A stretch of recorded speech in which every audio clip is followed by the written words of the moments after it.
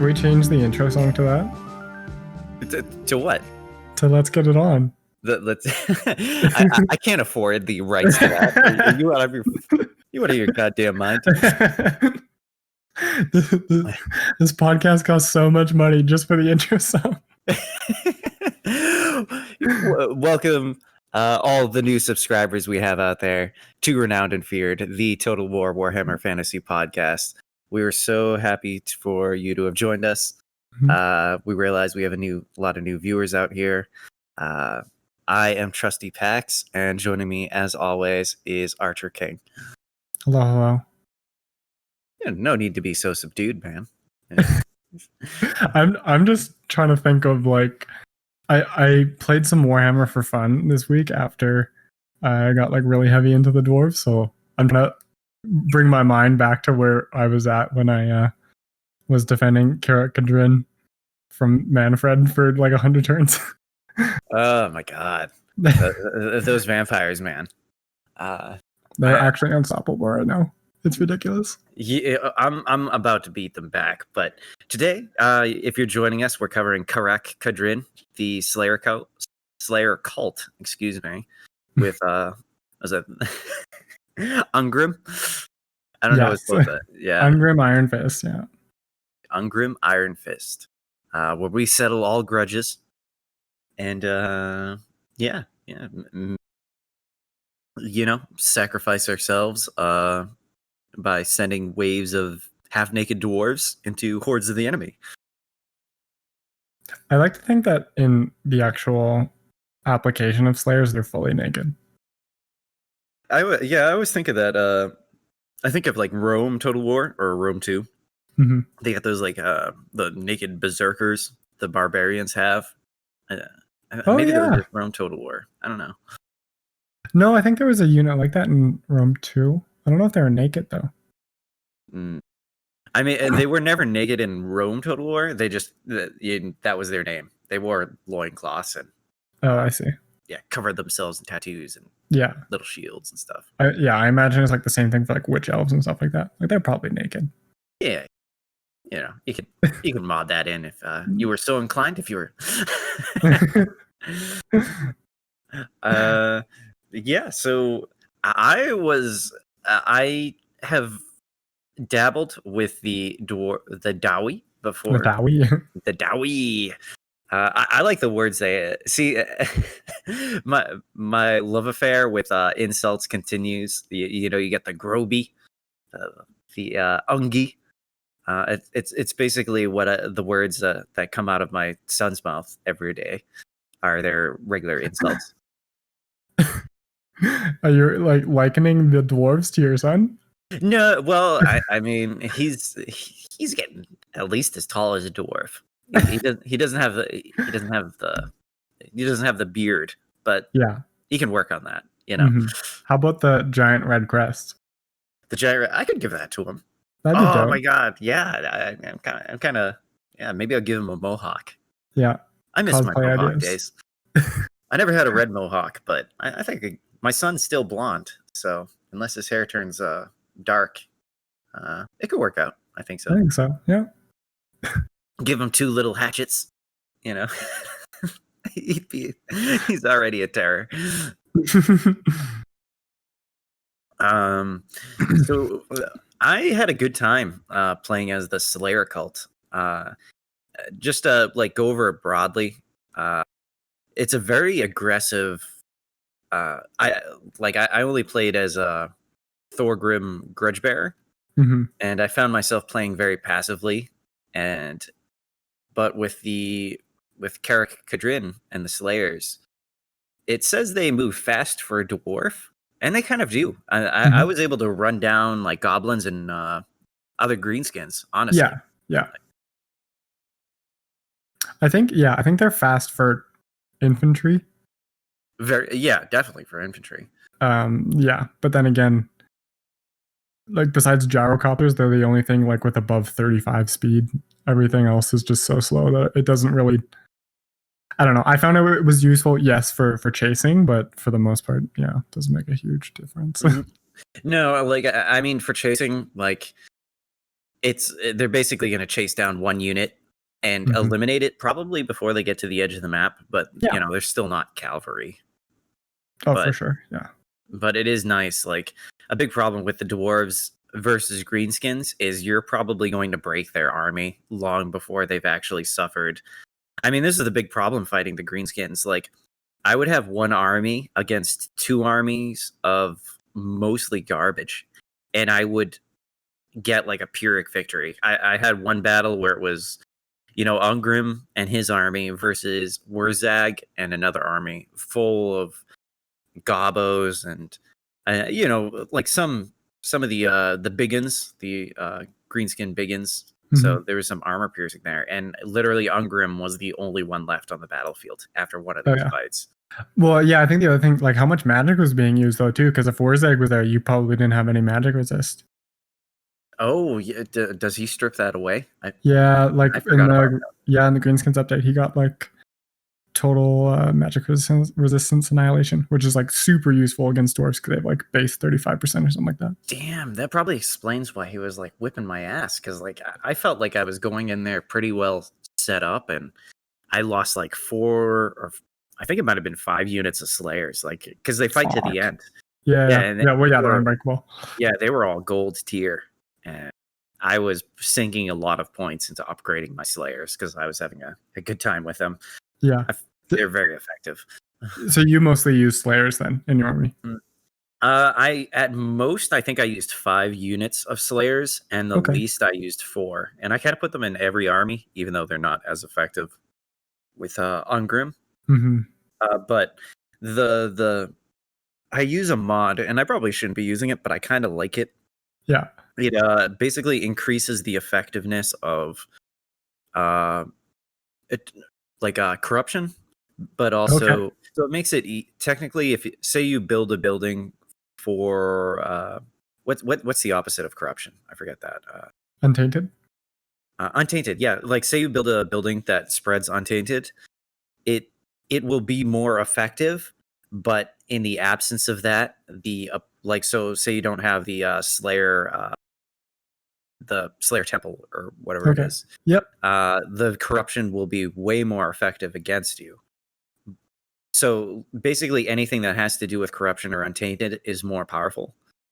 What it does is eliminates. The reason why I downloaded this is because I found this fascinating. It was like one of those factors about Warhammer that I didn't understand. Like, say you're the vampire counts in Sylvania. If anybody conquers one of those settlements that you kind of start out with, there is always a small level or a certain level of vampiric corruption that they can never eliminate. There's always going to be a little bit. Same goes for untainted. Like if you own an untainted settlement, there's always going to be like a natural untainted level to it. So basically what this mod does is it just eliminates some of that, because I feel I kind of enjoy corruption being a bigger problem. Right. So yeah, you do like it. Yeah, I mean, even it definitely worked against me in this campaign, because freaking half the Empire was getting messed up by the vampire counts. Reichland was literally destroyed in mine. Really? Yep. I mean, maybe if I had kept... Well, actually, at the point I'm at, I have definitely reduced the powers of the vampire counts significantly. But they wiped out a few of the... Averlin's gone. Ostermark's gone. They lost a couple of their factions for sure. Yeah, and Reichland has barely... I think all they confederated with was Midland. They haven't even been able to confederate with anybody else. Yeah, all that's left on mine is the Golden Order. That's it. Ooh. Yep. And I think Marienburg's a little bit alive, but that's... I don't know where they stand on the Empire. Are they part of the Empire? Yes, technically. They... One random bit of lore I actually know about: the emperor, one of the emperors previous to Karl Franz, actually took a bribe to basically allow them independence. So they bought their independence off the Empire, but they, if you play as the Empire, they are still technically a province that you need to own, I guess, to for elector count purposes, I guess. I think Yeah, they that, even offer you money to maintain their independence. yeah, because like Corone starts at war with them, and you Mhm. don't start on good terms as Reichland. No, So it's not too hard to improve it. no, especially with the prestige. I like Marienburg. I usually, honestly though, their territories are so hard to hold with chaos to the north. Yeah, But then again, if you let Corone take it, that's true. freaking If you don't want to fight Lewin once he gets his hippogriff. nah, that's never really on my list of things that I Wait, feel does he like have a doing. hippogriff or a? We are totally off track. Yeah, yeah. Slayers, man, Slayers. Slayers. We're talking about Wurzag. Wurzag. See, I didn't Yes. know about that because, like I said, I had a pretty powerful army that had not lost a battle for a long time. Yeah. And uh, you're kind of where you start in Karak Kadrin. You've got. I don't think you're immediately at war with Wurzag or Azag. No. Azag. Yeah. Oh, Azag. Yeah. No, Yeah. not quite. Yeah. He's to your north. Uh, he's got like also the red-eyed faction. Yeah. I forget nearby. Yeah, you start at war with Red Eye, and then yeah, Azag is just to your north. Yeah, and then the bloody spears are to your south as well. Yeah, but you kind don't of really have to worry about them. I did so I mean I know it's been a long while since we recorded and I've barely had time to play, but I've got it's weird. I ended up with like this 2 campaigns, basically the same number of turns. Okay. And I found that the first time I played around, I went straight, took out those red eyes, and then went straight after Azag and knocked him out like almost immediately because Yeah. he had lost a battle, I think, against Kislev or something. So he was aggressively trying to get peace with me because he had like nothing left. Oh, okay. Yeah, Which, like yeah, I kind of did the same thing. well, see, this is the weird thing. I've kind of learned 2 things from both campaigns that I probably should have taken a strategy somewhere in the middle. Because on that first campaign, once I rushed Azag, I kind of left the bloody spears to go fight with Karak. Yeah. And because I just didn't feel like dealing with them. But the problem is the bloody spears own some really good settlements in the mountains. And Yeah, that's true. Yeah. like there's one that is both a gold settlement and oath gold. So it's got 2 sources of gold in it. Mm-hmm. And it's a pretty key settlement to own. Anyway, that first campaign, I went after Azag, stomped him. But then I started the war with the vampire counts. And establishing a presence in a highly corrupted area like that is such a painful and slow process. It's one that you can win. The problem is you can win battles easily. It's just the amount of battles that you will have to fight over and over again. Yeah, which is kind of like how you fight vampire counts. Like that's kind of their nature, just to raise armies of garbage. So you just like slowly get ground down instead of losing like one decisive victory. Well, like another problem is like if you have big battles, like they have even better units that they can raise dead from. Yeah. And pretty soon you're fighting what are those, like crypt fiends? I think that's what they're called. Cryptors. Cryptars. You're fighting Cryptars, which are a fairly decent unit against dwarves because they do have armor piercing. Yeah. And poison. Mm-hmm. You get Vargeist, you get Vargulfs. I hate Vargeist, dude. They're the worst. If you with can dwarves, anyway. If you can get them in range of I would always kind of aim for those with my what's that it's like one of the artillery pieces that's like it's not quite a minigun, but it reminds me of a minigun. The organ gun? The organ gun, yes. Yeah. Those will take down a Vargeist every volley if they're stupid enough to fly into it. Oh, sure. Yeah, but that's a tier 4 unit, and dwarves have like the worst growth of any faction. That's definitely something we we're still kind of dancing around, you know, what the faction is as a whole and how the dwarves function. But a big weakness of the dwarves, and there's not many. Azag kind of exploits one of them, which is normally dwarves have a high magic resistance, and there's lore reasons for that. They're like dampeners. Yeah. They can actually use magic too, I found out, but if they do, they actually slowly turn to stone as they use magic. Oh, is that why? Interesting. I thought it was more just like a stubbornness thing. No, because the dark dwarves, what are the chaos dwarves? The chaos dwarves, yeah. Yeah, they're not the reason why they kind of use they basically use mechanical stuff to replace body parts, kind of like Ika Claw, is because the more they use magic, like their extremities turn to stone and become useless and just have to be removed. Interesting. Yeah. Huh, So I did not find that a little bit. That's really interesting. Yeah. So that's why they rely on runes, because that's kind of a way to circumvent you using your body to channel the winds of magic. Using runes. Interesting. Yeah. But Azag, I didn't realize, bypassed the magic resistance, which explains a lot of why I was getting my ass kicked by him. Sorry. Warzag is the one that does the magic resist. Oh, where's that? Oh, okay. So Azag isn't the okay. Because Azag has like some vampiric abilities, and he does have armor piercing bonuses though. And he's like second to Grimgor in terms of the actual greenskins like straight fight.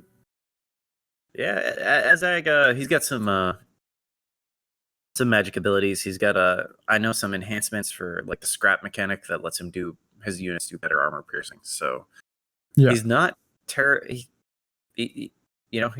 fairly well set up against the dwarf factions if you let him grow too much, which I definitely did in the second campaign. He kind of expanded a little out of control. Yeah, I think.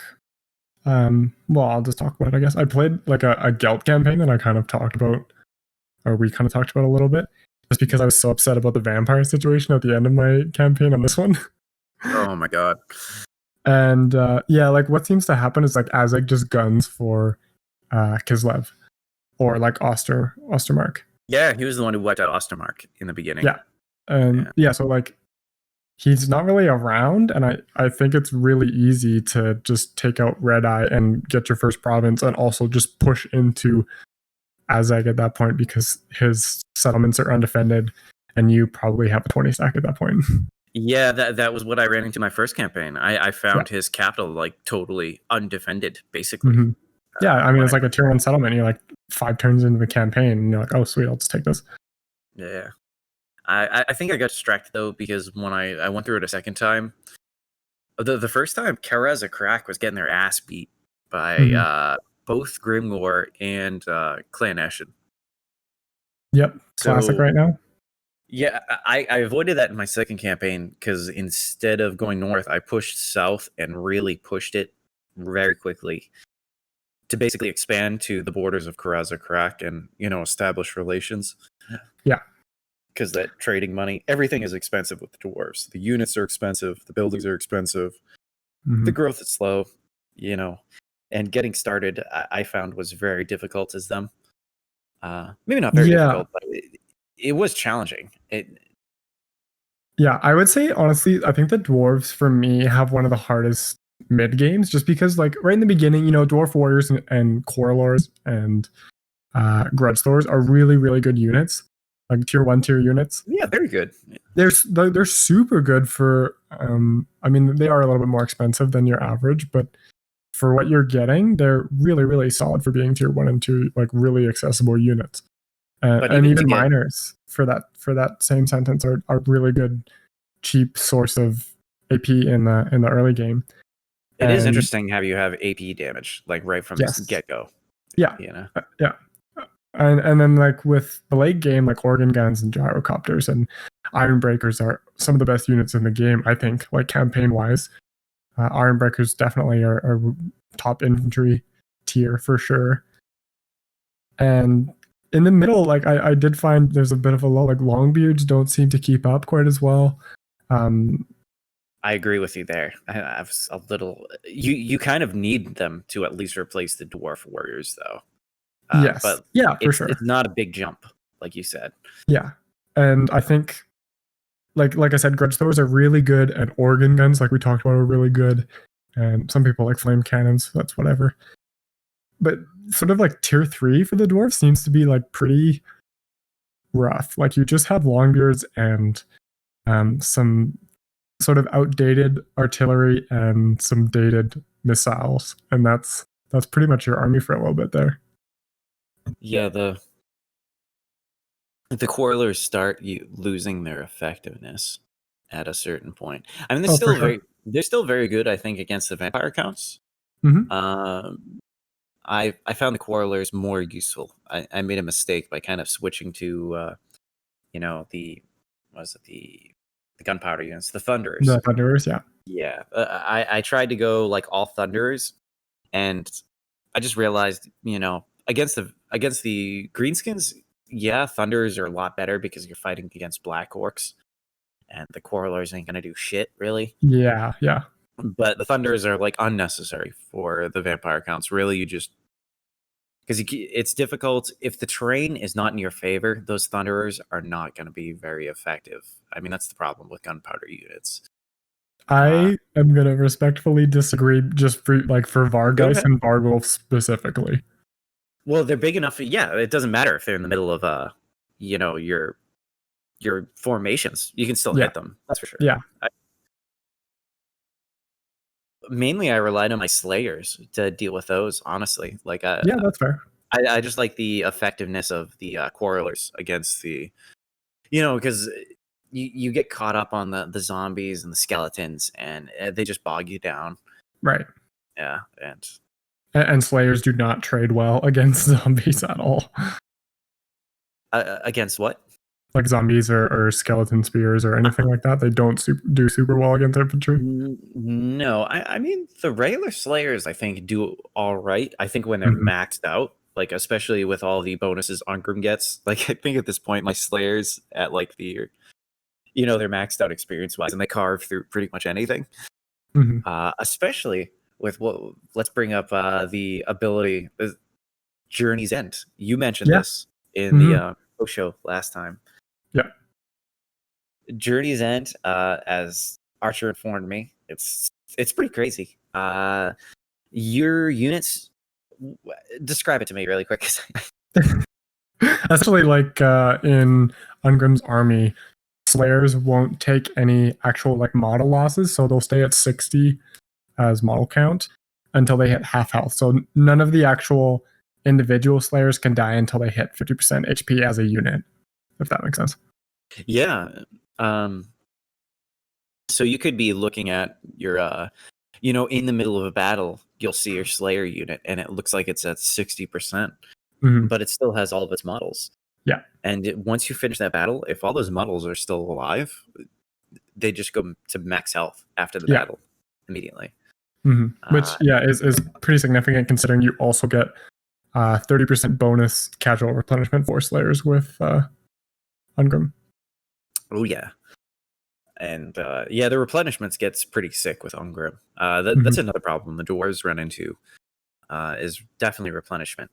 Yes, absolutely. The number of battles you have to fight up against both the greenskins because they can churn out armies. Not as quick as the vampire counts, but still very quickly. Yeah. And just fighting the vampire counts and going through terrain that's so corrupted. It's even taking a city from the vampire counts. You take basically you lose casualty replenishment rate while you're in these heavily corrupted areas because the terrain doesn't even favor you. I think it's orange for all of the lowland territories. Yeah. So it takes longer to build up the settlements, and the public order penalties are higher, and it's a pain in the ass because if you take the World's Edge Mountains away from Azag, the Bloody Spears and the Red Eyes, you really have nowhere else to go until you confederate Karak. Yeah. Which I haven't done in my most recent campaign just because they're doing fairly well.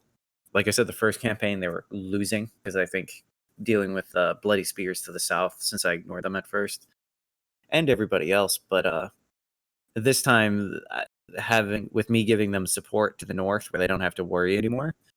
I think Clan Ashen actually got destroyed earlier this afternoon when I was playing. So even like that's how well Karak is doing. At this How big point. is Grimgor though? No, he's almost gone. Hmm. Grimgor's he's almost totally fucked. Once we get into the campaign, I'll double check on it. But Right. Uh, Yeah, I just wanted to bring up, like, while we were talking about Slayers and their effectiveness, like, I wanted to use Slayers more, but I also kind of stayed away from it just because it was my first, like, real long campaign with dwarves. So I was kind of feeling out their faction as a whole on top of, like, also trying to get used to this one individual unit. So I did use them, but it doesn't sound like nearly as much as you did. No, I just kind of like them. They're very, even though they say they have this ability called like whirling axes or something. Yeah, Yep. whirling axes. Where does it tell me how much missile defense they have? Just checking really quick. I can't really see how much. If you're in a battle, or if you like mouse over them to get the unit card, it'll be in the bottom little abilities line. Yeah, it says they have a ability whirling axes where they can spin their two-hand axes to deflect incoming missile fire, which maybe they're somewhat resistant to missiles, but I found goblin archer units able to devastate slayers Yes, if they're able to continuously fire. Because quarrelers, I thought about it earlier when you're talking about how strong some of their early game units. You still need like a tier 2 barracks basically to hire quarrelers, I think. Yep. And for some reason, I was having trouble. I think maybe because I pushed so aggressively in the beginning, I just had, the Thunderers and I think like 1 or 2 units of Quarrelers with like just a bunch of Slayers. And yeah, it was difficult. It's difficult without missile support. Slayers will get messed up by archer fire. They have no armor. And despite the fact that they have this so-called ability whirling axes, you'll watch them drop like pretty quickly. Yeah. And greenskins have lots of tools that are much faster. Anyway, so yeah, you're kind of got to pick and choose with your Slayers for sure. I mean, don't get me wrong. I really enjoyed the Slayers. I kind of getting into like the background. Slayers are dwarves. The dwarves are very big on grudges and oaths. And if somehow you've either broken your oath or you just failed in your oath, as Ungrim's ancestor did, because he's a he has both the oath of a slayer and of a king. I think basically what happened a couple of fathers ago. I don't know if it was his father or maybe his grandfather. It's been several generations. Oh, several generations. Yeah. His ancestor basically was like his daughter was going to be married off to Karak, and they got ambushed, and his daughter died. And after that happened, even though it's like no fault of his own, I guess maybe he could have sent more, dwarven warriors or something. He took the Slayer Oath, which the Slayer Oath, I can't believe we've gone this far without mentioning it. Oh, well. My fault. The Slayers, so like I said, they failed in their oaths, and the way they make up for that is they basically dedicate themselves to self-destruction. Like they're just trying to commit suicide by battle. And the problem is sometimes if you're actually survive, like you go from Slayer to Giant Slayer to Dragon Slayer to Demon Slayer. There's actually kind of these like unofficial classifications as like a Slayer fails to die, which is kind of interesting. Like Ungrim, that's super dope. Yeah, it is super cool because honestly, I was gonna make a joke about going Super Slayer because Super slaying. Yeah, super slaying because like Ungrim has tried to kill himself. I think actually his son dies. His son takes the Slayer Oath just like he did, and he dies at a certain point. Hmm. Because Ungrim was kind of hoping to fulfill his Slayer oath before his son could take the oath as well. Because it's just been one long line of kings who've been both kings and slayers, and nobody has really been able to break that or fulfill that oath, I guess. Yeah. So Ungrim, aside from being one hell of a fighter, he's got like a two-handed axe that I think is bigger than any of the other giant slayers. Fun fact, actually. The Ungrim means oathbound or oathbreaker. Ooh, okay. Right? That's an pretty interesting cool. tidbit. Yeah, Oathbreaker. Kingslayer. Yeah, right. Yeah, I guess he's not a Kingslayer because he is the king. But they remind me of Saiyans. I mean, I don't know any other Dragon Ball Z fans out there. Saiyans, the closer they come to death, the more powerful they become, and that's kind of like Slayers, you know? True. Yeah. In the end times, Ungrim basically becomes the embodiment of the wind of fire. I was having such a good time. Like, even just reading his wiki page about his journey in the end time is the most badass thing I've ever read, and I really would like to like delve deeper into it because it was so cool. It could be an anime. It's literally just like, and then Ungrim went and kicked this person's ass, and then he went here, and they were all supposed to die, but he still won. And then he was dueling Archaon so well that Gelt like literally split them up because no one was going to win. I didn't even remember hearing that part. Yeah. That's I got crazy. super into it. I read it like several times. It was awesome. No, Ungrim is definitely. I thought I liked because I got really into Thorgrim's wiki and his background quite a bit. Just because I don't know. He was the one I learned most about. But Ungrim kind of surprised me. Like I said, I was surprised by how much I like the Slayer units. Mm-hmm. I like a unit that basically their background is they're trying to die. So I don't know why I have empathy for any units whatsoever. But whenever the enemy would send in the Vargulfs or the Vargeist, it was like, well, send the Slayers into the mix. Yeah, and they do really well. I mean, they're anti-large, and right before they die, they get extra damage or extra stats. And like they also have death blow, so they like do a bunch of damage as they die. Yeah, that's what I meant by death blow. Oh, okay. And they're unbreakable. They're just a really good. I enjoyed using them. I thought they were fun. Just the fact that I had a unit that was explicitly dedicated to going up against the enemy's strongest, like their cavalry. Like I don't feel like you have a solid answer for cav in the Dwarven army until you get like to Iron Breakers, because I think they have charged defense against everything. Yeah. Yeah. And I think that's the thing in like multiplayer and just playing as the dwarves in general. Just cavalry and chariot specifically will fuck your day up because you're like we kind of talked about in the beginning. They play like so defensively that what else are you gonna do? Like skirmish? Like you're gonna outrun. They're good at what they do, and that's boxing them. I mean, I feel like it's painful just to move around my quarrelers to like just as like the cavalry is moving around.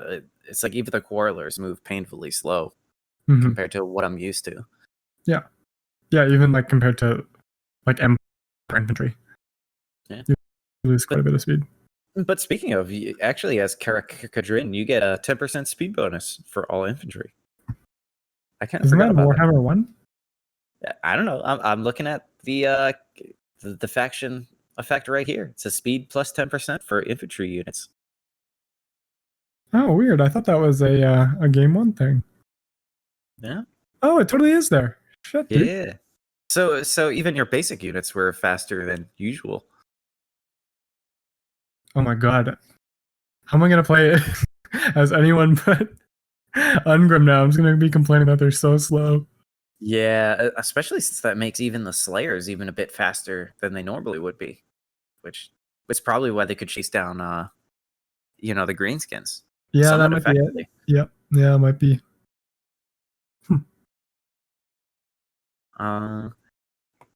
Let's so let's bring up a couple of the. I'm trying to bring us back to, the dwarves as a whole, because we've Yeah. never played as them before. Right. You've got like a grudge meter in the top. A grudge on you and a grudge on you. Every time there's a rebellion or you lose a battle, there's a grudge that gets issued, and you've got scores to settle. This gets frustrating after a while because dealing with vampire corruption, depending on how well you fight against the vampire counts, which is, I was not doing very well against them for a while. Every time I lost a battle, there's another grudge issued, like retake the settlement or win a battle against that general. You start losing. The more grudges you get, the more penalties you start suffering, like increased public order, diplomatic penalties, upkeep penalties. Fortunately, I think there's only 3 stages of it, and I think I only reached like the middle stage where it's some upkeep penalties and stuff like that. I think there's 4. Oh, there might be 4. You could be wrong. I don't know. You're probably in the campaign. I'm not right now, so No. I'm just looking at the Lord page. okay. And I'm just going by memory. Yeah, I think it was 4, but I could be wrong too. No, I think you're right. Yeah, there's probably like the smallest one where you get the bonuses, where you have like no grudges, basically. Because you do get bonuses if you have like no grudges going on. Yeah, you actually get some growth in faction-wide public order. And that growth is important, and the public order, because that vampire corruption, man, is strong in Sylvania. I have a really big bone to pick, actually, with the grudge system. I had, I think, 3 or 4 grudges, which is enough, by the way, to like move the bar very close to the second stage. So you start losing that growth in public order. Wolfric got his ass beat by Kislev and had nowhere else to go but into my territory. So he like trespassed on my territory, and that was enough for a grudge. But by the time the grudge was issued, he was already like halfway back up to Norska because he fucked off. He was just there to like not get killed for a turn. That's a pain in the ass. Yeah, and it happened with like several of his generals because he was too busy getting his ass beat by Kislev. Yeah, it was really. I was like, what am I supposed to do about this? I have to go all the way to Norska to solve this problem. I don't know if the more grudges you have, it kind of like. Maybe it makes it easier if you start settling grudges. I mean, I'm kind of stuck in like the middle stage right now where I have like 5% penalties to my upkeep and penalties. Just because I got a lot of grudges going on. Those fucking vampire counts, like I mean, I liked it at first, but kind of like you mentioned, sometimes you get grudges that I either can't settle, like it cancels after a while, but I feel like I'm still suffering from the penalty of it. Yeah. I like the idea of it, though. I like settling grudges. Yeah, like it seems to be the kind of consensus that dwarves are in a good but not great place. Like they're still playable and fun to play, but they just need a few things here and there. And I think the grudge system getting a bit of an update is a big part of that. So I've been reading, just because you kind of led me into this, I've been reading a lot about how, I've seen a lot of comments where it's like the dwarves need a DLC. They need a DLC. Yeah. And having only like kind of had a cursory playthrough of them prior to this, I was kind of like wondering, I'm like, I don't know, the dwarves seem kind of complete. After playing about 200 turns in total between the 2 campaigns, I see what they're talking about. The grudge system, it's good. It's another one of those things where it's kind of like the Lizardmen, where it's like, yeah, I get the feel for this, but I want to see more. How do I say this? They really need to go into the grudge system and create some unique stuff. Because I've seen mods that add like you start off with a different grudge meter that has more than 4 tiers to it. Yeah. Like it's got like multiple tiers. You start off with basically a book of grudges that has a bunch of grudges in it. Like I've played one mod where it's like you can't even confederate with different factions until you've settled certain grudges. Then Oh, you start really? out Yeah, doing that's interesting. yeah, like Karak, you cannot like if we're playing as Karak Kadrin, you could not confederate with them unless you defeat Grimgor, like eliminate his faction. Oh, Like okay. basically to kind of set your reputation within, the dwarven, community, I guess. Right. Yeah. And you also get bonuses, like some of them are, you get bonuses to all of your armies and stuff if you get rid of this certain very difficult grudge. Right. And I think it makes more sense because Mhm. everything I've read about the lore is like every faction has a book full of grudges that have. Yeah.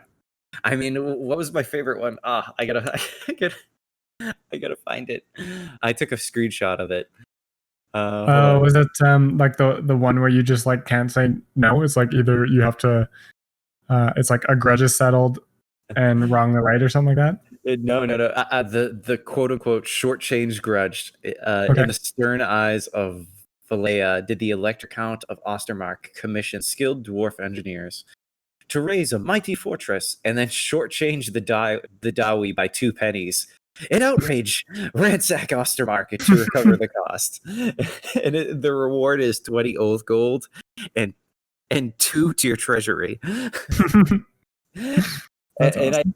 I have heard about this. Other YouTubers talk about it, where Ostermark's it's not even like nobody's positive if it was even on purpose. Like it was probably an accident that they shorted them by 2 pennies. Right. And that's enough for a grudge. Yeah. I like get like really frustrated easily with the dwarves where they're just like, he did this to me, and I'm just like, quit fucking whining. That's like my initial reaction. I'm trying to appreciate them more, and I kind of did with this campaign, but like that was my initial reaction, was like, Thorgrim's a little bitch. Yeah, that's kind of why I think I ended up liking the Slayers a bit more. It's like they've already failed in their oaths, so they're no longer concerned about that whole kind of bullshit. I mean, it's not bullshit. Like, I think it's important to keep your promises, like very important. Yeah. But the Dawi take it way too far. Yes. It's like 2 pennies. I think that was out of like a fortune that like they were paid to help them build a fortress, and it was Right. Yeah.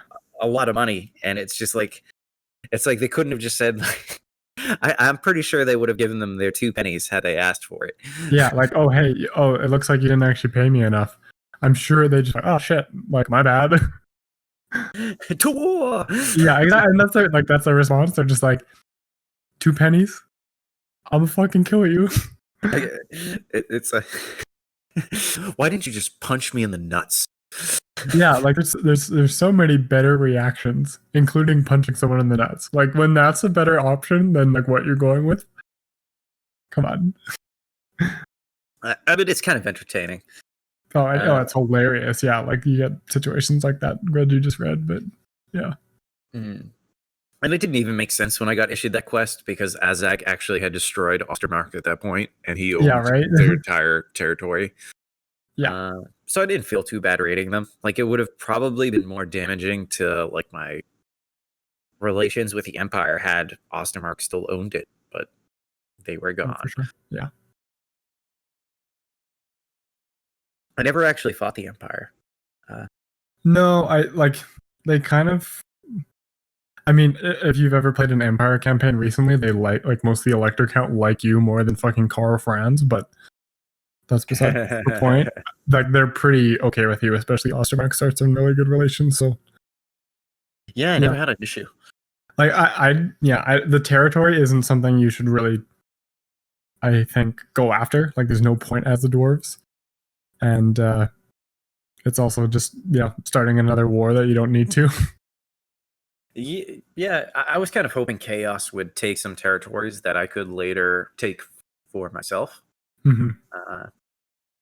Because the vampire counts, they didn't wipe out the Empire, but they've definitely knocked Reichland back to only a couple settlements, as well as wiped out the previous factions that I mentioned before.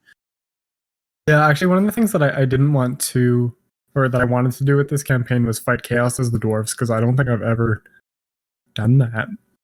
Because like chaos is so prevalent in Vortex and certain areas of Mortal Empires for sure. Well, there's a quest battle. That's about the only time I ever fought the chaos. I didn't play long enough. Yeah. And like Beastmen, not really. Like I kind of wanted to get into some battles that are. I auto resolved against every Beastman fight that I had. Oh yeah, and like suffered nothing. That's because like dwarves versus Beastmen auto resolve is just like we have Ungrim and 5 Slayers, and they're like we have 1,600 centaurs, and you're just like, oh, and Ungrim just solos all of it. Like okay. That's what the game thinks of the auto resolve right now. Like they think Beastmen are a fucking joke. The Beastmen are a joke, man. I just want the Beastmen to be fixed. Forget my love for Beastmen for now. I Can we take that out of context and just put it somewhere else? No.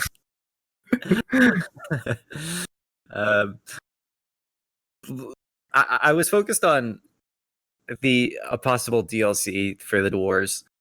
I do like their tech tree. I feel like the tech tree is kind of, I wouldn't say they're in the exact same place as the Lizardmen, because I actually feel like their tech tree is a little bit better off.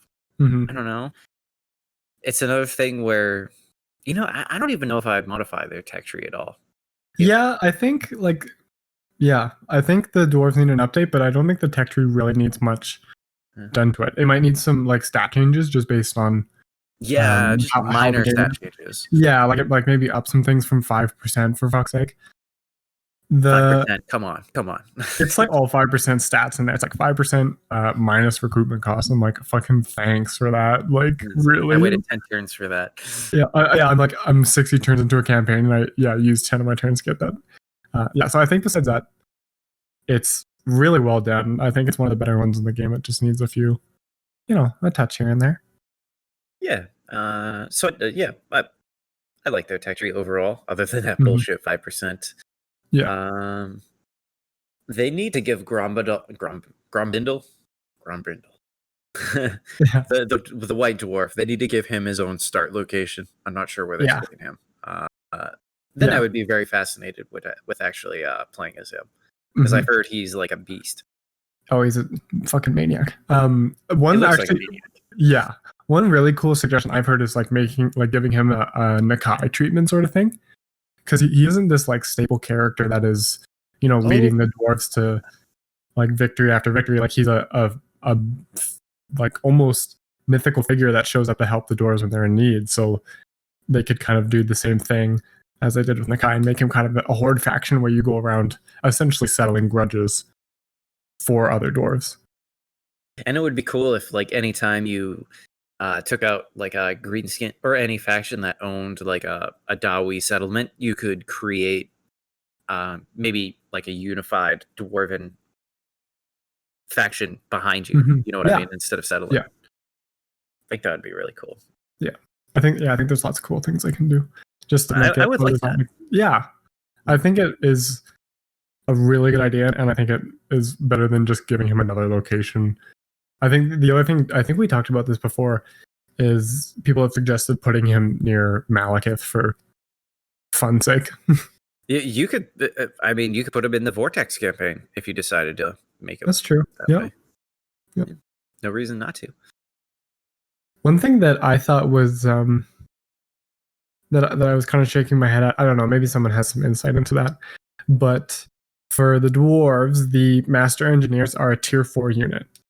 Yeah. And they're so good. What level are warlock engineers at? I don't know, 2 or 3. I can't remember. I think it's 2 for Ekket, 3 for everyone else. Yeah. But essentially, this motherfucker gets the same perks and magic. And the dwarven counterpart is a tier 4. You have to build this building, you get nothing else from it. I know. Like, I was wanting master engineers like all campaign, but they're fucking impossible to get to. Like it's so Very hard. expensive. Well, yeah, it's super expensive. Like you think about how much growth goes into getting something to a tier 4 settlement. Like that's a long time. It's like 70 turns or 60 turns. Yeah, Probably. exactly. Like Karak Kadrin takes a better part of 100 turns to get to tier 3 or to tier 4. Sorry. Plus, you have to have the money to make that, and like the space in that tier 4 settlement to literally just get this one character. Just one hero. Just yeah, that's exactly. incredibly useful. I mean, he gives bonuses to all of your ammunition, the amount of damage they can do. Mm-hmm. I can't remember if he affects their range. I believe so. Warlock engineers definitely do. They might. I'll have to double check. But they have abilities that affect the reload rate, the armor piercing damage. They buff every missile unit. They're great. They're fantastic, and they increase your campaign movement range. That's true. Yeah, that's another thing. One thing I felt kind of proud of myself for thinking of is because like Warlock engineers have magic, obviously, but they don't have a mount. So if we give a master engineer like a single gyrocopter mount, why don't they? Right? I was like so thrilled with myself for thinking of that. They should have a bomber. I've been basically when I was playing a little earlier this afternoon, I had hired the level tier 5 gyrocopter bombers, but I haven't used them, so I have no idea how effective they are. Gotcha. Did you use flame cannons at all? The Iron Drakes? No, like the actual like tier 5 artillery piece. No, I have no idea how those function. Damn. I've seen them in multiplayer a couple times, but I'd really like to try those out. I never got to tier 5 long enough for something to get that. No, well, I looked at the range, and like the range was only like 120-ish or something. Yeah, it's pretty short range, but it just like dumps fire on things. Well, that's what I have Iron Drakes for. Because I mentioned, I think way back whenever we were talking about something, Iron Drakes are. I built an army specifically for fighting vampires, right? And Iron Drakes individually have 70% fire resistance. So having multiple Iron Drakes kind of accidentally hit each other, they don't actually do that much damage to each other, right? And Iron Drakes are fantastic for undead. They're just great. Yeah, you had suggested that like after we played the Skaven that I tried them, and I did, and I was like, and then but I think they really are only, I would say, necessary in fights against like vampires. Like that's where they really, really do well, because greenskins is like pretty fire doesn't do great against armor. No, it's not great, but I mean, I've been fighting the vampire count so much, it's been worth it. I mean, the Iron Drakes do great on sieges. They can stand up and like you breach the wall, have them kind of stand up on the rubble, and they will just pour fire into formations that are nearby. Yeah, they're just waiting to get burned. Yeah, and they got a lot of armor. They're pretty tough. I don't know. Did you use any of the gyrocopters at all? Yeah, I used them a bit. I really like them as like anti-artillery pieces. Yeah, they are good with that. I had the brimstone gun gyrocopter that I used quite a bit because they're anti-large. Yeah, I used that to skirmish with the vampire counts a little bit, actually. Like I'd go in and like try and lure some of the Vargeists. Or the the Vargeists. Thank you. Yeah, I'd try and take a piece off those guys and try and get them like into my Thunderer line before the rest of the infantry. That's pretty clever. That's what I was using for. And then I did use them a little bit against greenskins just because of like happenstance, and you're always fighting greenskins. They were good for like anti-artillery pieces because like there's nothing enough like fast enough in the dwarf roster to really like go out and take an artillery piece out, and nothing. Like rangers kind of, but like they're totally not worth it. And they're exposed. I mean, if you get charged by the orc boar boys, they'll get ripped apart. Yeah. So like, it's the only tool I think really for that. and being a dwarf defense, like they're so defensive that you have pretty much no option to either take that damage because their artillery piece is going to be firing the entire time, or specifically hire something to take care of that. Especially their Doom Diver catapults, because those will do a significant amount of damage to your stationary units. Exactly. Yeah. I did like having I kind of kept 2 gyrocopters around in my armies just for that, to take out the artillery. And if they could do that, then they've paid for themselves. Plus, they're one of my like guilty pleasure kind of units. Just fucking like dumb fantasy shit where you're just like, hell yeah. Yeah, I've heard so many. I don't know if the criticism comes from how useless they are in like the higher like legendary battle difficulties, but they get death from above, and you've got 2 sets of bombs you can drop beneath you, which don't do a whole lot, but it's something, especially if they get packed together. And anti-large is good. You can send them out, especially with the vampire count, since they have no missile units.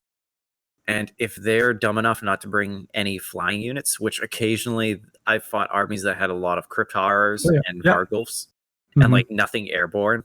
Yeah. Like I could just pelt those units as they're coming in like constantly. Like even when they're outside of the range of my artillery. For sure. See, how do you feel about the grudge throwers were great. You can unlock those. That's like tier 2, isn't it? I think. I think it's tier 3.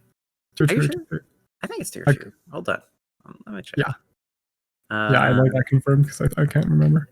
Well, I'll keep going while this is loading. How do you feel about cannons? I felt like the grudge throwers got me a lot more kills, but I ended up swapping them out for cannons just because of the range and the amount of damage they did to like larger units. Yeah. Like I think if you were making armies specifically for vampire counts, like you could definitely justify it. I find I kind of have the same issue with both those guys and like great cannons from the Empire roster. Is that they have to have line of sight, and the potential for friendly fire is pretty high. Oh my god. Yeah, you're right. So like, and it's just like, okay, so you leave the cannon outside of your defensive formation, which you kind of have to form as the dwarves. And so then it's like free to be attacked, so you're losing it all the time. And then like putting it behind your lines and trying to defend it is gonna get you shot. I tend just to not really go for cannons in general, especially because the grudge throwers are cheap and really effective. And in the end, I'm just trying to take out infantry for the most part. Grudge throwers are a tier 2 unit. Okay. It is confirmed. Confirmed. Just so everyone's on the same page. The cannons are tier 3. Yeah. Which it's kind of cool how the technology works out. They definitely feel like ahead of other races. Like the fact that grudge throwers are tier 2, along with bolt throwers, which who the fuck uses those? I think who was it? I can't remember who was. Some YouTubers talking about like how the dwarves have probably, if not the second best artillery in the game, but they also have like the single least effective artillery in the bolt thrower, just because it's so garbage compared to everything else. Maybe it would be good if you're facing off against like a lot of giants. I don't know. Like, does it do more damage? It like I had a couple come up in garrison battles actually, and I honestly didn't notice that they were there after I set them up and set them to shoot something big.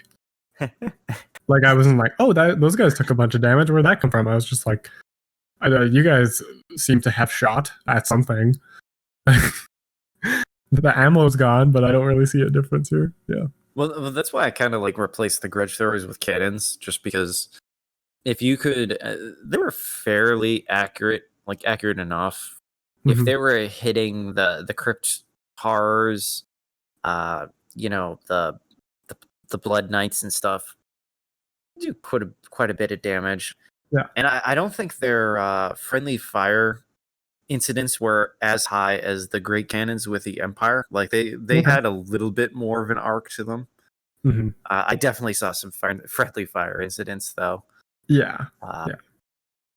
That was a big problem. It's like me and you are used to microing cavalry and other units like that, and this one you kind of have to micro artillery if you choose to use cannons and organ guns, because for some reason your own units just will not cease firing, even if they're inflicting like half of the kills on your own units. Which organ guns are terribly effective against other dwarves. Yeah. It's the same thing with like Hellstorms.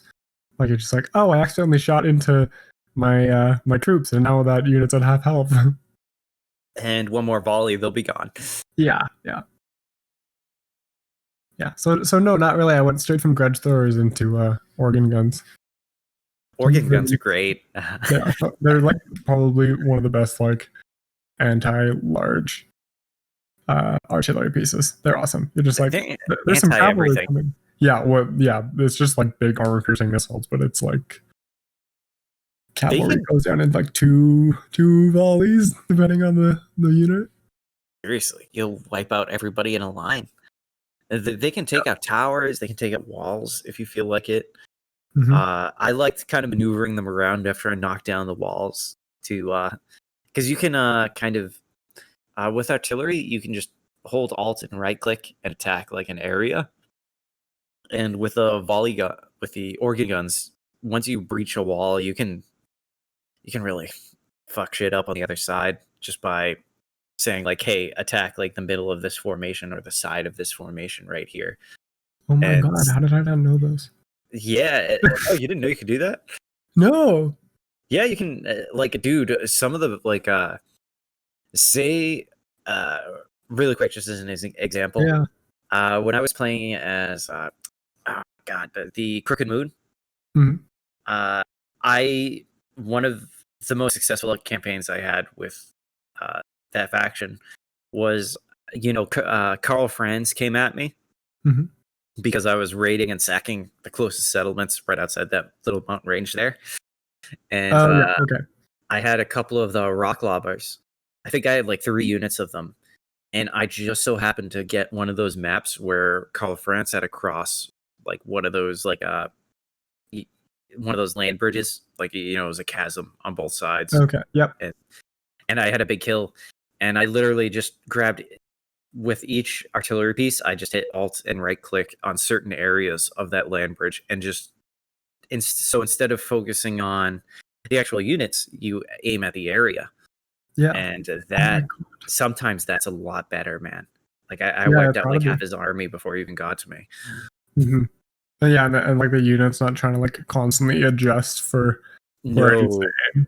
Yeah, that's the best part of it, because if you know where they're going to be or an area they have to cross through, you might as well just keep throwing it at the same spot, so they're not, like you said, wasting time moving the artillery pieces. Yeah, exactly.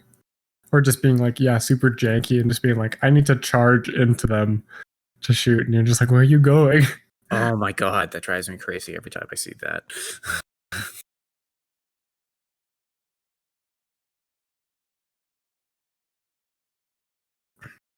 Yeah. Should we go back into a little bit of lore?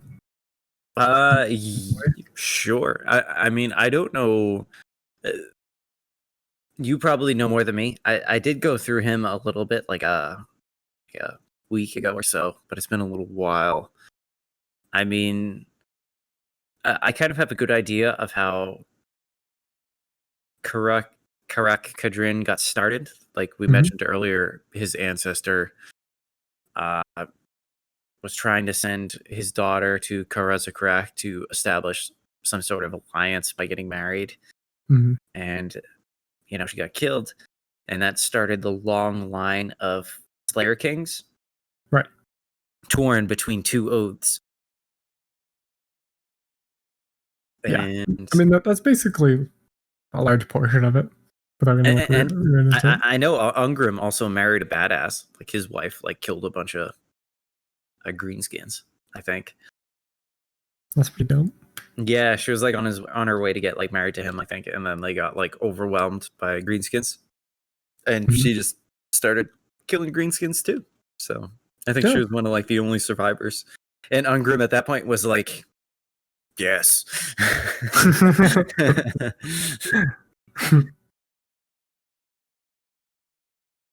But Did you okay? The first couple times I heard it, I didn't think he was saying Dargo, like the axe of Dargo. what did you think he was saying? I thought he was saying doggo, Doug. and all I could think of was like this like puppy axe. The doggo axe. Yeah, he's like the axe of Doggo thirst, and I'm like, for what? Like, So what Archer is mentioning is the axe of Dargo. It's an ancient runic weapon, and it's incredibly huge. As it says in the game, tempered with dragon's blood and iron oaths of vengeance. From what I heard and read, that it's larger than like any normal Slayer two-handed axe, and I think it was forged out of pieces of either his father's axe or like his ancestors. Like there's pieces of it that have been passed down. Like it's not the same axe as his ancestors, but like I guess pieces okay. have been kind of collected. Uh, you know, Oh, interesting. yeah. So it's still quite ancient, even if pieces of it are newer. But it still has a history of Right. serving other kings. That's super interesting. It gives you some pretty awesome abilities. You know, there's a lot of bonus versus large that seems to go on with your character. Yeah, it's a theme here. Yeah, lots of bonus versus large, which is incredibly helpful because, like we said, you have almost no counter to cavalry. Yeah. So it can be pretty devastating, especially if they can get around you. Just the axe gives you, I didn't even realize this, negative 5% upkeep for all units, minus 10% recruitment costs, post-battle loot, and the Axe of Dargo ability, which is a additional bonus versus large and 50% armor piercing damage. Yeah. I mean, Ungrim is pretty powerful as far as a Lord Slayer goes, especially a fair amount. I've torn through quite a few Lords at this point. I think he's great, Ungrim, as like a fighter. Yeah, it's kind of interesting in like the actual situations where he does really well, and then ones where he is really not good at all. Like I found if he was sort of out in front by himself, just sort of like in a field of chaff, like if I was a bunch like goblins or like zombies or whatever, he could last forever and was totally fine and just made like a nice big blob to shoot in. I set him in front of the organ guns for that. yeah, exactly. And he does really well with, like you said, like dealing really good amounts of damage to large lords, like even just mounted stuff. He does really well against, but he absolutely sucks against like infantry lords. Yes, yeah. Grimbor will take him to absolute pound town. And it's so I couldn't believe how fast it went down. Like I knew Ungrim was like not ideal for it, and I was like, oh fuck, I just need Grimgor to like not be doing what he's doing right now. And I was just like, fuck it, Ungrim, like you gotta last for a little bit. And it was just like 2 hits and he was done. And I was like, fuck, okay. Yikes. Which like we are talking, like Grimgor's like one of the best duelists in the game, but also damn, does he suck in like individual fights, like duels. I mean, I always got lucky because I think I fought the vampire count that's on like a corpse cart or a lodestone or whatever. So that's technically large, and he fucked him up. Yeah. Basically anything mounted. I also picked one of the early abilities you can pick up for Ungrim. Do you remember if you look at, I don't know if you're able to look at your like level up the character tree. You can choose once you get Death Blow, which is an ability that triggers once you have less than 20% health. It just gives you extra damage. You can choose either determined death blow or extremely daring death blow. Yeah. And I went with extremely daring death blow. It seemed obvious to go with that, though, to me. Oh, okay. Yeah, it did seem better. I mean, the only thing that kind of I hesitated was you had to, it didn't trigger until you were less than 20% health. Yeah. And the other one was like just less than 50% health. But extremely daring death blow, once you drop below 20%, you get plus 50% base weapon damage, 30% physical resist, and 50% armor piercing weapon damage. Like I mentioned before, I had that one Pyrrhic victory where he was literally the last unit on the battlefield, and he was just facing waves of goblins.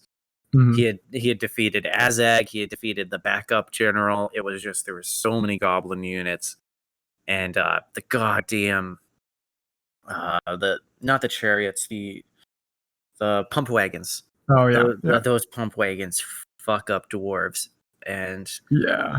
Ungrim was the only one left at that point. But once you go below 20%, I mean, combined with all the equipment and armor that you have on Ungrim, that 30% physical resist and all that extra damage, man. Yeah. He just yeah. Yeah, I felt it was much more, first of all, like fitting for the character. Yes. And, yeah, like me kind of like role playing, I was like, that like makes way more sense. And yeah, it just seemed like if I was ever in a situation where Ungrim was forced overwhelmed. into that. Yeah, well, like even if he's like the last unit alive, like you said, like that is a much better position to be in than like the tiny buff you get from being 50%. Because like I don't know about you, but for what I was using Ungrim for, he'd leave every battle with like 60 to 70% health, maybe a little bit higher. He was always out in front for me. Yeah, exactly. Yeah, like if you use him as like a melee expert to just like soak up shitty units, he doesn't get like 2 damage. So I don't think that threshold is like a really good system to go off. If it was like even less, but the threshold was like 70, 80%, then I might consider that. Oh, I gotcha. It was just a good ability that in like those 1 or 2 times where I reached that level of desperation where you're taking so much damage, it's a very strong second wind, for sure. Just to have him be able to, usually he's exhausted by the time you're below 20% health. Right. Like getting all those buffs all at once makes him pretty powerful. Mm-hmm.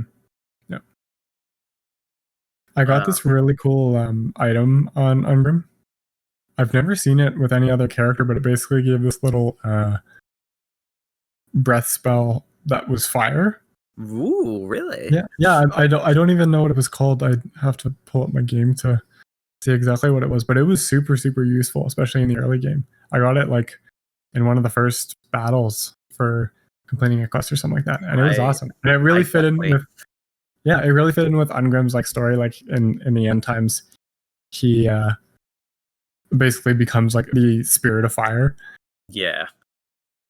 And so I thought that was fitting. It was just like a really, really good spell. It worked well with the character. It was awesome. Just to have a spell available. Yeah. Pretty sweet. Yeah, like any amount of magic with the dwarves. Especially, it made me so frustrated because the dwarves make their opponents blob like no one else, and you just can't do anything about it. Like I'm just like frothing at the mouth for like a burning head or a pit of shades. I'm just like, please. Well, I get why they do that, because your units are so much stronger, like comparatively. And you can't chase anybody down, really. Yeah.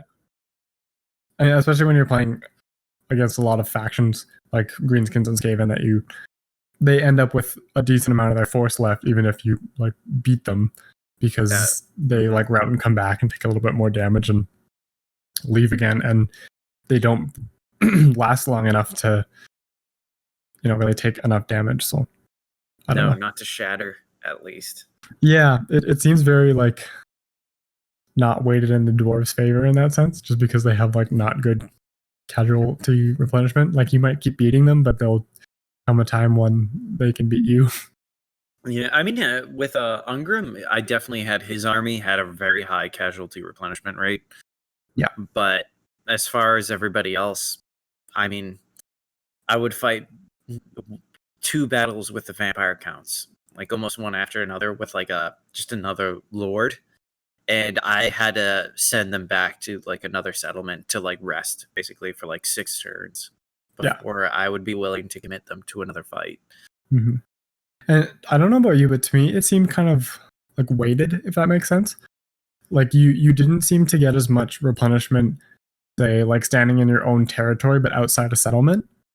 Like it didn't really seem to give you a whole lot there, but you would get sort of a normal amount from sitting in a settlement.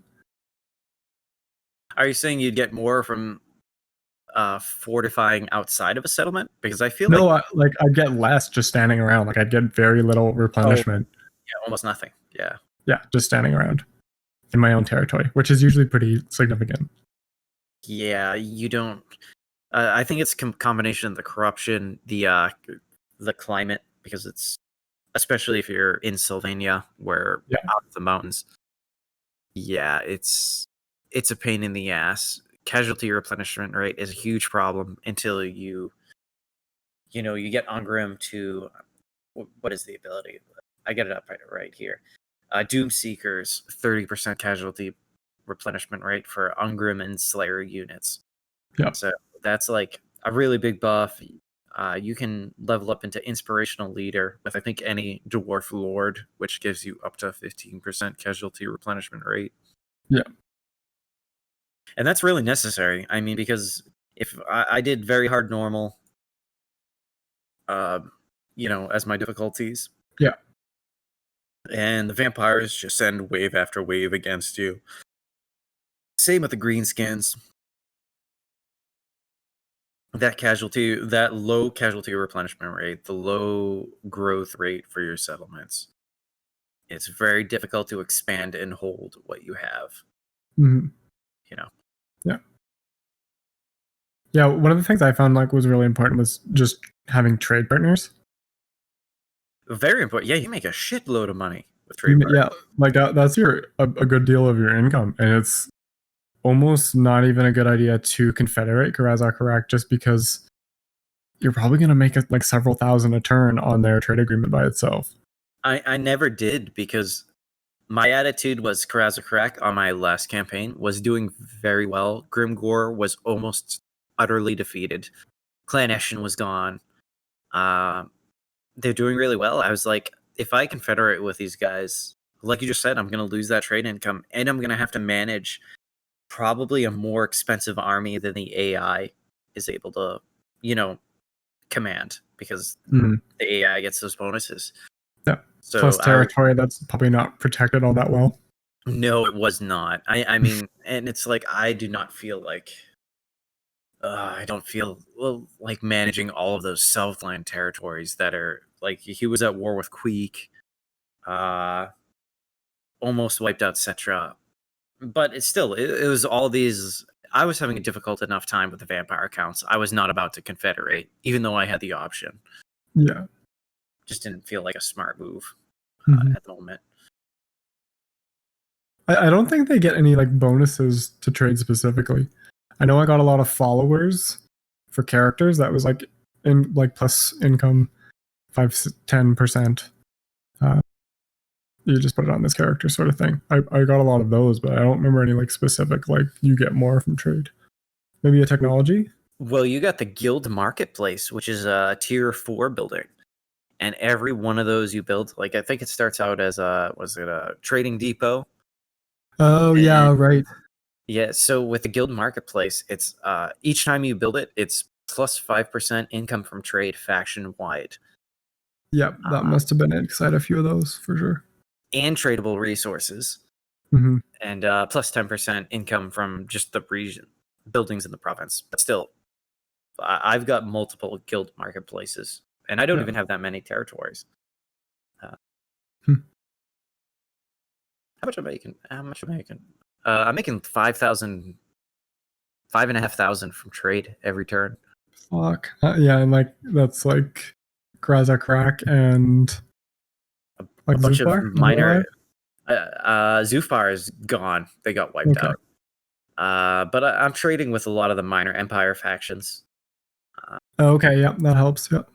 Yeah, Ostland. I was trading with Kislev, but I think Ostland and Nordland went to war with them. So now I'm just trading with them. Looks like Kislev is gone. Let's see. Do they have any settlements left? Kislev has one settlement left. Yeah. Poor guys. Yeah, Chaos just invaded on my most recent playthrough. Yeah. Yeah. In mine, Manfred just bitch slapped him. Really? Yeah, well, seriously, I'll send you a screenshot of my like campaign map if you want to see. Yeah. Just how much the vampires have right now, because it's literally the Golden Order has like Fildorf and the gate just south of there, and that's it. That's crazy to me, that's man. all I can see. And like the vampires have gone so far as like they're fighting the border princes right now and pushing south. Wow. Oh my god. And they're also like fucking with Norska. They've taken some of the territories up there too. Yeah. It's fucked up. What turn is that? I think because I did play 2 campaigns, but the first one was like a warm up, 75 turns, and then the second one is 100 and not quite 20, but yeah, between 100 and 120. Okay, yeah. Damn, it's they crazy, must have. They pulled it off better than. Yeah, I mean, they're on the ropes right now. At turn 117 for me right now. Both which factions? Vlad von Karstein and is. Oh, I guess I wiped out the other one. There's another faction. Okay, Manfred. Yeah. I took him out recently. Sure. But it took a long time. It's been a constant back and forth because I'm constantly having rebellions. But it is kind of cool seeing the area finally not infected with vampires at this point because right. And they've got a lot of gold sources, a lot of good resources down in Sylvania. Yeah. Worth taking. Yeah, I think Castle Drakenhof is like a gold settlement. Oh yeah, and pulling in a lot of money.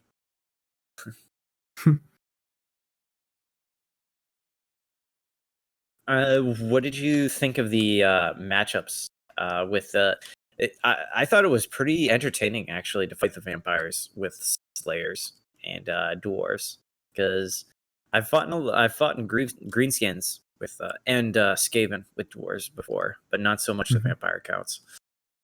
Yeah, it's kind of an interesting matchup. Like you get kind of 2 factions that you don't really see a lot of, just because the vampire counts have 0 missile units. So which is nice, thank God. Yeah, it's magic, which the AI doesn't really cast all that often, unfortunately. I got hit by Soul Blight, I think, a few times. Okay. With the thing that reduces your armor, right? Like that. Yeah, but at the same time, you don't have like a necromancer running around casting Winds of Death on you. No, I never saw it. Yeah, thank God. Yeah, exactly. Which it's a really interesting matchup just because like you're very defensive, and so the vampire counts have nothing to county, so they're always going to have to like break themselves on you essentially. And they can close the distance pretty fast though. Exactly. But like they're also a faction designed to do that because they have good cavalry, like they have big monsters, flying units that are really effective. So I don't know. It's like a defending faction and a faction that's like designed just to attack. Yeah, I'm pretty intimidated by playing as them because I'm always like upset that I have like no missile units. It just drives me crazy. Yeah, no, I'm very like, maybe we can play something else because like, oh come on, man. I don't know how to do it. Wind of Death. You got a blob. The blob is effective. I did it recently. Like I committed to it. And blob plus Wind of Death. Not so entertaining. Like I don't plan on sticking with it when we use it. but it's good to get you started, I should Mhm. say. Gotcha. And also, I never even thought about really playing as Karak Kadrin because until I used the Slayers, I think like I said, I'm a big fan of the Slayer unit now, especially as Ungrim. But Mhm. before, I was like, they have no armor and they're quote unquote fast for dwarf, but they're pretty powerful. I mean, they. I made the mistake by I was watching somebody's. I was basically watching like a tutorial video on how to play as the dwarves, because I've never played as them. Yeah. And they're like, oh, replace all of your Slayer units with giant Slayers, when you can, Mhm. which is Ungrim you can do fairly quickly. Like, Yeah. you can, it's feasible to almost breeze right by Slayers. But the problem is giant Slayers, although they have armor piercing, they are against chaff like goblins and just unarmored units. Slayers will fuck them up if you play as Ungrim and you focus on buffing Slayers. Your Slayers will be very beastly. What are my regular Slayer units looking at right now? My regular Slayer units have 82 melee attack. Weapon strength of 63. Speed of 63? Yeah, that's a weapon strength. Why do you have higher? Oh, that's super low, comparatively speaking. Oh, okay. Well, what am I? Well, I guess. Yeah, that's interesting. Yeah. They seem pretty powerful to me. Yeah, that's a really high melee attack, to be fair. Yeah, 82. Yeah. That's definitely crazy high. Considering Longbeards only have a melee attack of 37. Yeah. Yeah. So Slayers will. This was the problem. I went all giant Slayers because that was the advice I was given.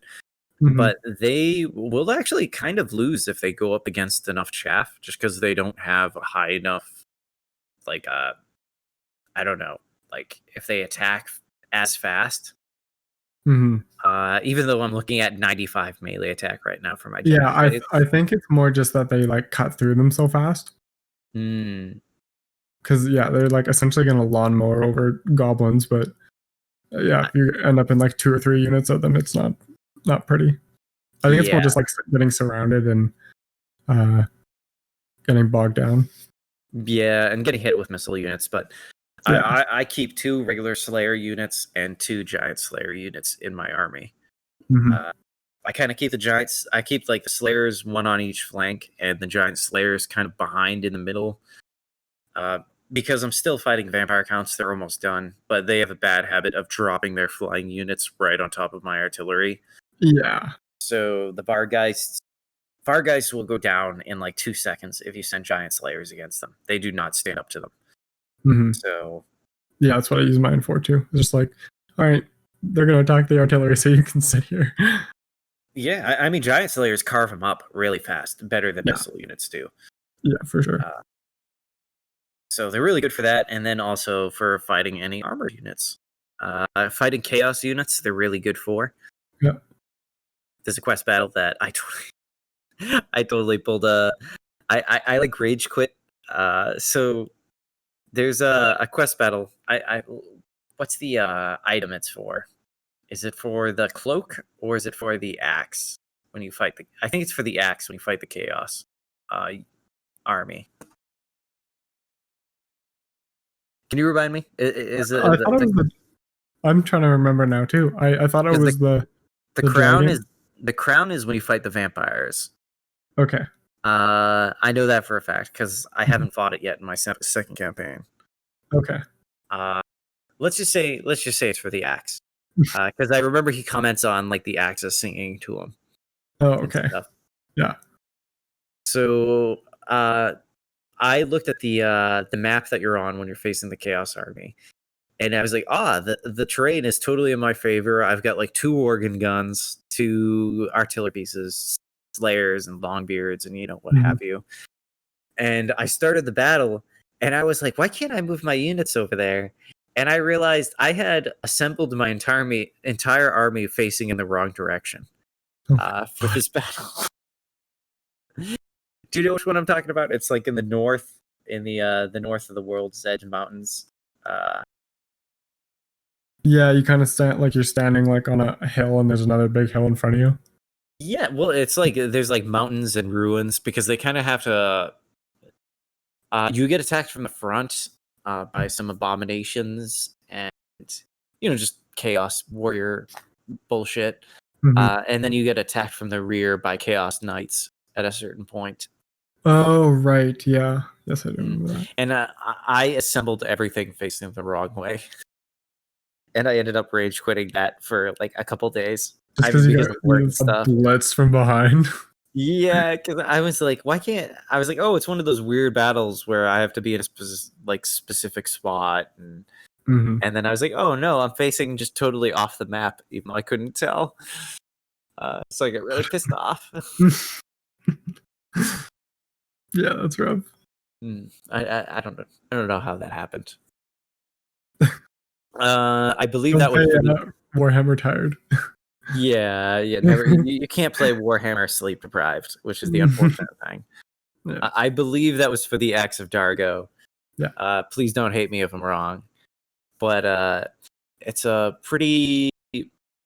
The thing with dwarves is like every battle is you just assemble your army in a certain structure, and then that's kind of how the fight goes. Yeah, yeah, it's kind of dull. After a little bit, just because you're like, okay, time to set up the formation again. Like, I wish you could like save formations, just because I'm gonna slap the same thing down with the dwarves every time anyway. So yeah, I have my favorite way of structuring the units that I have, and it's almost the exact same, depending unless I get something crazy like a bridge or a river that they have to cross. Yeah, exactly. Or like the odd time you split up your units or something like that. It's yeah. For the most part, you just throw them in the same formation. Yeah, and I mean that's why I kind of like the Slayers a lot, because that was the most excitement I got, honestly. Because you can feasibly flank with them. They move fast enough to even chase down some units. Yeah, exactly. They're very aggressive. It's very difficult for the enemy to kill them. They look cool. Just the fact that they're the most aggressive unit the dwarves have is entertaining for me. Because like Archer said, it does kind of get a little bit boring, because there's a lot of battles where it's just like I had an army that was perfect for fighting vampire counts, and so every time I fought the vampire counts, which was like once a turn, I just set them up the exact same way every time, and the battle basically played out the same way. Yeah. And I was just like, gotta set it up, and then let it play out. There wasn't a whole lot of once the battle began, there wasn't a whole lot going on. Like the gyrocopters were the most things that I moved around, basically. Yeah. And the other thing too is like with the dwarves, the best way to minimize casualties, you're still going to take a fair amount, because that's how they play, like big blobs of infantry, and you're holding them for a long time, so naturally like you're a little worn down after, and you don't have the replenishment to like get that back immediately. No, especially not in the beginning, before you start leveling up quite a bit. Yeah, like most of your armies are going to have an issue. Yeah, very much. I mean, you're going to find yourself just combining units and recruiting new ones. Honestly. Oh yeah, I did that with Slayers. Like I don't even know how many times. Especially if you want to push pretty quickly at first when you begin your campaign, which I recommend doing, and is very difficult because you're not going to have the Quarrelers. You're going to be relying on the Slayers, and before the Slayers start receiving their buffs, you're going to suffer quite a bit of casualties. I don't even think I could play this campaign the way I did if I played it on any higher difficulty than I already did, because I was cutting it close quite a bit.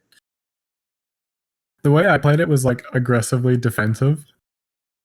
So I'm just like marching around and really putting up walls after I take settlements. And I don't know. Like I feel like with Like when you're playing on very hard or legendary. I don't know. I don't play that hard. I suck. I didn't do it this time, trust me. Yeah, like very hard. You got to be pretty careful anyway. And with the dwarves, I was like doubly careful because getting into like any altercation I didn't want to be in was going to mean I wasn't going to be at full health to get to where I wanted to be. No, that was how I lost armies. Like Ungrim, it would be I do, the first battle, no problem, no sweat. Mm-hmm. Second battle, like the next turn, okay, I took a bit more damage to already kind of hurt units. After the third battle, it was like I was in serious trouble. I was losing units, and I'd have to hire new ones because exactly.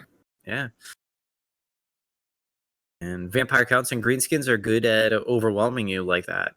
They don't have to win that battle. Like you'll feel good. You'll be like, oh, I wiped the floor with them. Only took a few casualties, but it's like, oh shit, there's another 2 armies. Yeah, now exactly. Or whatever, and it's like, fuck. Yeah, it makes it kind of. I don't know. That was another thing that kind of added to it too. Was every lord I got was immediately going for lightning strike for that purpose. I went through so many lords, man. Ungrim was the only one who survived. I've lost so many armies in my war against Azag and the vampire counts. It's pathetic. Okay, because like I confederated Karak and Clan Angren at one point, so I had all the legendary lords, and that was like the first thing I had to go get. Wow. So it means like you don't even get to pick another perk until they're at like level 7. I just avoid confederating those other factions just because I didn't want to manage more territories. And since I was already in a military alliance with Karak, I was like, I'll let them conquer as much as they can, and then if I play long enough, then I'll confederate them. Okay. Just because it extends your turn times out way far. If you now all of a sudden you have to manage like 3 times the amount of territories that you had previously. Yeah, and I think I kind of fell for that because Karak, I kind of had to confederate them because Grimgor was like beating the absolute shit out of them, and they were down to less than like 2 settlements in their original province, and that was it. Yeah, and I was like, shit, okay. No, I totally saw that in my first campaign. They were down to Karak and like the Pillars of Grugni, whatever, right next to them, and that was frightening because I had Snickich coming up the mountain passes as well as Grimgor at the same time. So terrifying. Well, one thing I just thought of too, actually, in terms of kettle replenishment, is Grombrindle has some pretty significant like faction-wide effects. Like his blue tree is all like faction-wide effects. So really? Like, I don't know anything about him. I've never touched him as a legendary. Yeah. I didn't get him very high level, but I did have him for a few turns. He got smacked quite a few times.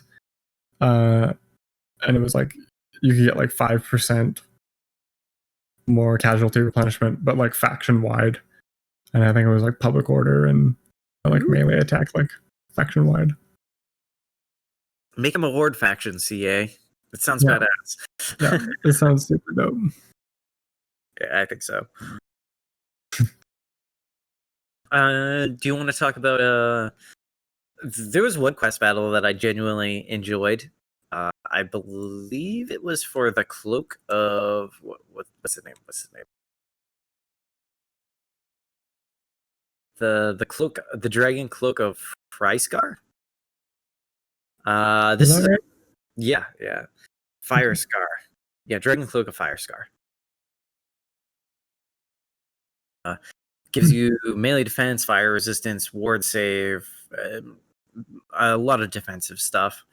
But the battle itself is against a greenskin army in this kind of canyon where you get to set up as an ambush. It's like an ambush against the greenskins. It's a really fun fight. You just massacre them. It's a really weird, actually, like, situation to be in because dwarves have horrible ambush success chance.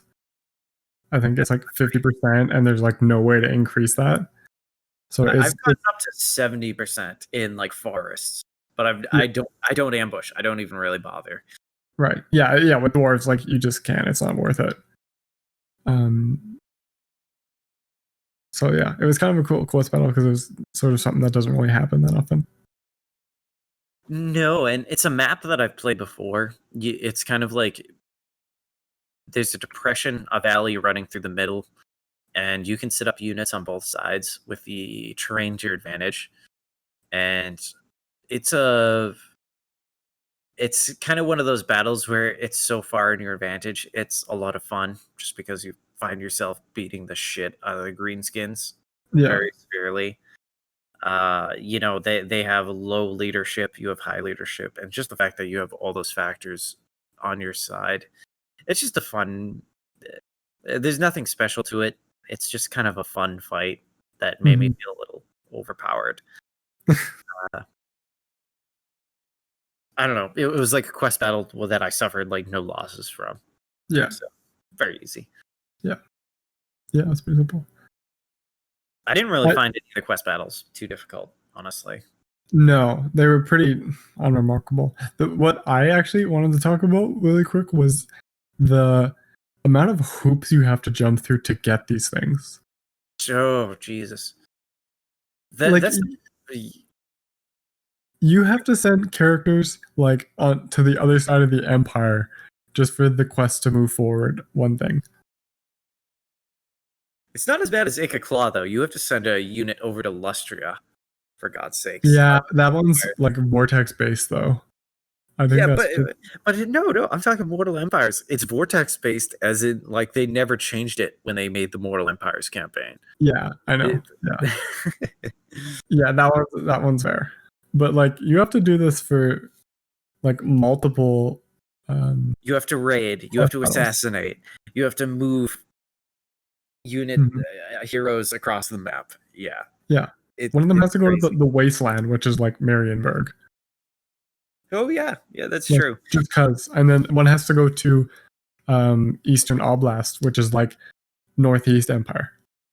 I mean, some of that depends on the options you choose, because I know there's a point in which you can choose to go north or south or so either, regardless of what you choose, though, you're going out of your way quite a bit. Yeah, and you don't have a huge amount of characters as the dwarves. Like heroes are like you're gonna have like a lot of rune lords probably early, and then some thanes, but you don't have a huge amount of characters floating around. But even getting them is difficult because I focused so much on my economic buildings that I really my military buildings always took a back seat because I needed more money. And so I was very limited even in the amount of heroes I could feasibly hire. Yeah, exactly. I had one master engineer for a long time. For a really long time. One rune master or whatever. The things were a bit easier to get, but the rune masters were slightly more difficult, and then the master engineers, it was like, well, you needed at least a tier 4 settlement. So have fun waiting around for that. Yeah, not using an agent or not using him as an agent. Yeah, no, I didn't use them as agents. Are you kidding me? Yeah, they were too useful in the army. Yeah, exactly. Yep. Campaign movement range, extra ammo. Just they're too useful. Yeah. You do good. You do get a lot of good followers as the dwarves. Like you get a thing called Slayer Ward, which decreases your upkeep for Slayers by another 20%. I got a lot of untainted bonuses with followers. A lot of let's see, a lot of research bonuses that I could attach to my heroes and additional lords. So my research, what is my research rate? My research rate is at 206% right now. Yeah, so, I think I had something like very similar. I mean, you have a lot of things to research, so it's it's helpful. Yeah, I seem to get like a lot of banners just being like, here's 5%, here's 6%, and like multiple on single characters. Yeah, I have a bunch of Slayer wards. I have a Slayer ward that I could attach to any lord that I hired, basically. Yeah. So the final, there's 3 quest battles that I know of, at least that I played. Um, Double check right now. I think there's only 3 because you get a piece of armor, a weapon, and a talisman. Yeah. Yeah, the armor is the Crown of Slayers, I think. That the Slayer Crown. Slayer Crown, yeah. Yeah, I didn't get this on my most final playthrough, which is weird because, like you said, the amount of hoops you have to jump through, like depending on how things work out. Like I got the Dragon Cloak of Fire Scar like almost immediately in my second playthrough, but Yeah. I never got it on my first playthrough. Weird shit like that. But the Slayer Crown, you're basically fighting a vampire army. I think they got a dragon, one of the undead there. The Terrorgeist, yeah. Terrorgeist, yeah. Which Or was that a Blood Dragon Lord? I thought it was like a specific vampire. I don't remember. I did it once and I thought it was really, really easy. Yeah. You've got the terrain on your side. You've got kind of like a hill. Depending on how you decide to establish directions, like you get like a hill on your east side and your west side, and they kind of make a wedge type shape. So I ended up putting like an organ gun on each hill, and as well as all the quarrelers I had and slayers. It's a vampire army, so they come straight at you. Yeah, it was another easy fight. I mean, like the thing I found with the dwarves, like we've mentioned over and over again, the biggest weaknesses are the casualty replenishment rate and their growth. So it's never going to be one particular battle that you find extremely difficult. It's going to be like the battle that comes after, I guess you could say. Yeah.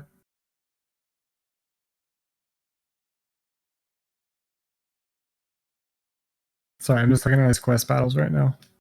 Yeah, there's like actually 5 technically. What? There's 2 choices, right? Like it's either the north or south. Oh, I didn't even know that. Okay. So the Axe of Dargo will always be in the same place because it's just a chaos one. But the Slayer Crown is, well, it's Empire counts either way, but the forces are different. And then the Dragon Cloak is greenskins, but the armies are different as well. Didn't know that. Yeah, I didn't know that either. I thought I'd just double check. Yeah, that's pretty crazy. Okay. It seems like one choice is actually easier than the other, is what it's meant to be.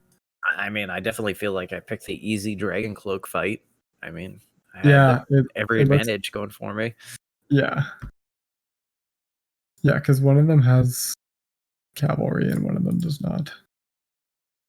And trolls. Yeah, they had trolls in there. Okay. Okay, you actually chose the harder one. I didn't think it was harder. I mean, the trolls, if you said the Slayers up against them, the yeah, Slayers that's are going true. to win. Yeah, they do go through them. But yeah, so there's actually a couple choices there.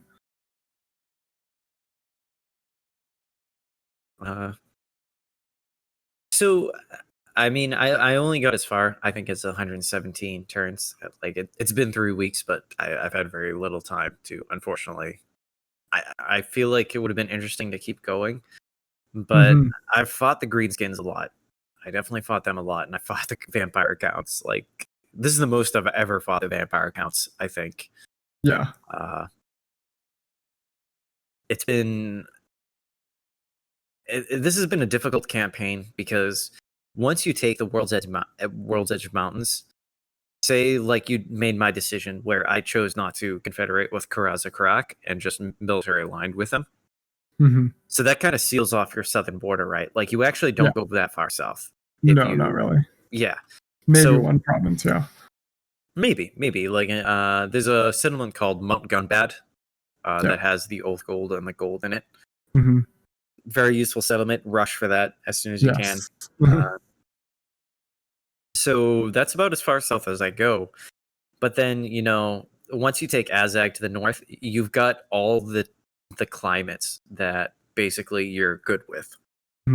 Because at this point, the vampire counts, I mean, I've heard a lot about since what was it, an update or two ago that all of a sudden everybody's like mentioning like, oh, why are the vampire accounts doing so well now? It's not like they got any upgrades or whatever. Like I don't know if it's they got made more aggressive or what exactly it is. Because you said you watched the Empire get utterly devastated. And Yeah. I even have a mod that increases the effect of their vampire corruption. Yeah. So just the fact that they were able to wipe them out without you having that as well is pretty crazy to me. Because the vampires, as they are tough enough. Yeah. I mean, yeah, like to me, it seemed like I was kind of stretched really thin when they declared war on me. So they took like Red Eye Mountain immediately, and I couldn't do anything about it for several turns. That sucks. And so yeah, it was mostly that they like hit me when I didn't expect them to, because I'd kind of like just forgotten about them because I wasn't gonna go into the Empire. I couldn't really do anything to support them without like outright declaring war, so I just kind of like let that situation be. And so the vampires just eventually went through everyone. So yeah, they attacked me when I wasn't expecting it, and I was stretched thin as it was. And I didn't think they'd gotten that powerful, so that I was just like, oh, they're number one, and they have absolutely no forces up there. Okay. Yeah, I mean, there's a thing I want to mention really quick to anybody out there. The garrison buildings for the dwarves are incredibly powerful, especially for the main settlements. They're very necessary. Yeah. Yeah, very necessary because, like you said, Red Eye Mountain. If you lose that, like that's like their entrance to like basically their.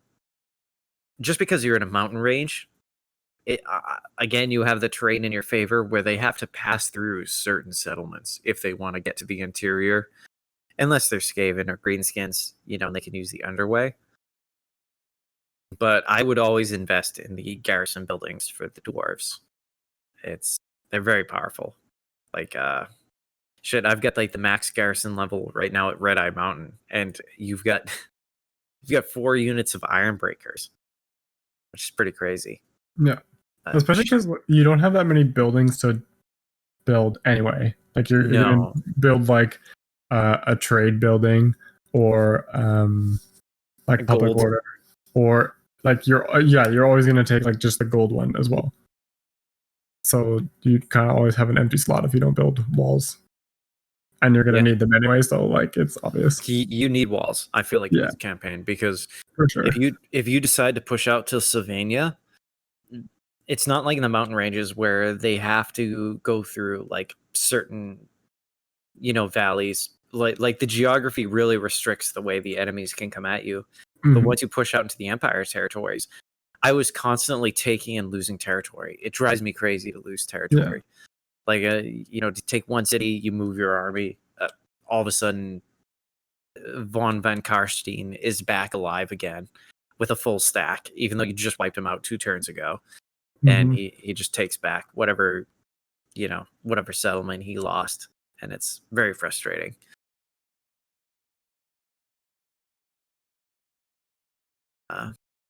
I wish I got to play a little bit more around with the tier 5, like you said, the flame cannons.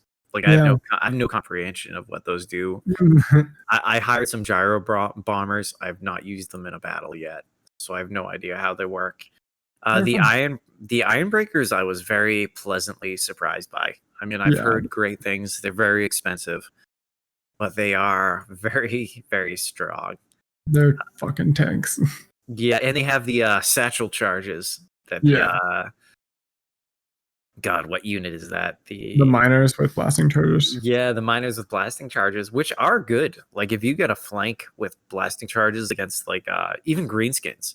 Like, I think it just devastates leadership when they get hit by those explosives. Yeah. I didn't like them for that reason, actually. They seem to do, like, more to leadership than to actually killing anything. Like, it was more disruption. Yeah. So, like, fighting greenskins or Skaven, where that's you thought was most effective, to me was, like, least effective because I'm just making them like route and come back several times more. I mean, I liked it in a sense, like the units that could do a lot of damage, like the biggins and like the boar boys. Yeah. Like that's what I would try to use the satchel charges on, because they were the ones who would do the most damage, you know, to your units. Like dwarf warriors can stand up a long time, to just, you know, gobos. Anything. Yeah, but I mean, if they run into biggins though, they start to lose pretty quickly. So, you know, every time you get at least in the early game, usually like Azag doesn't have that many biggins. So if you can get them to at least flee for a little while, that's, you know, they're not doing any damage, and they can get shot in the back by quarrelers, which does whittle them down a little bit at a time. Yeah. But the Ironbreakers were fantastic because they're like incredibly armored, charge defense against everything, and they can throw the explosives, which is great. Organ guns, like we've talked over and over again, are just a very fun. I had some battles where like I would target the Lord because they would usually come at the center of the formation, and like their Lord would just get perpetually pelted by the organ gun, where they would be losing health constantly, but they'd be kept getting knocked on their ass, so they never actually made it to the fight. I don't know if you ever did anything like that. I don't feel especially smart. It was just like, you know, wasting all the organ guns or ammunition on the Lord or Legendary Lord, and kept them out of the fight like the entire time. So it was useful.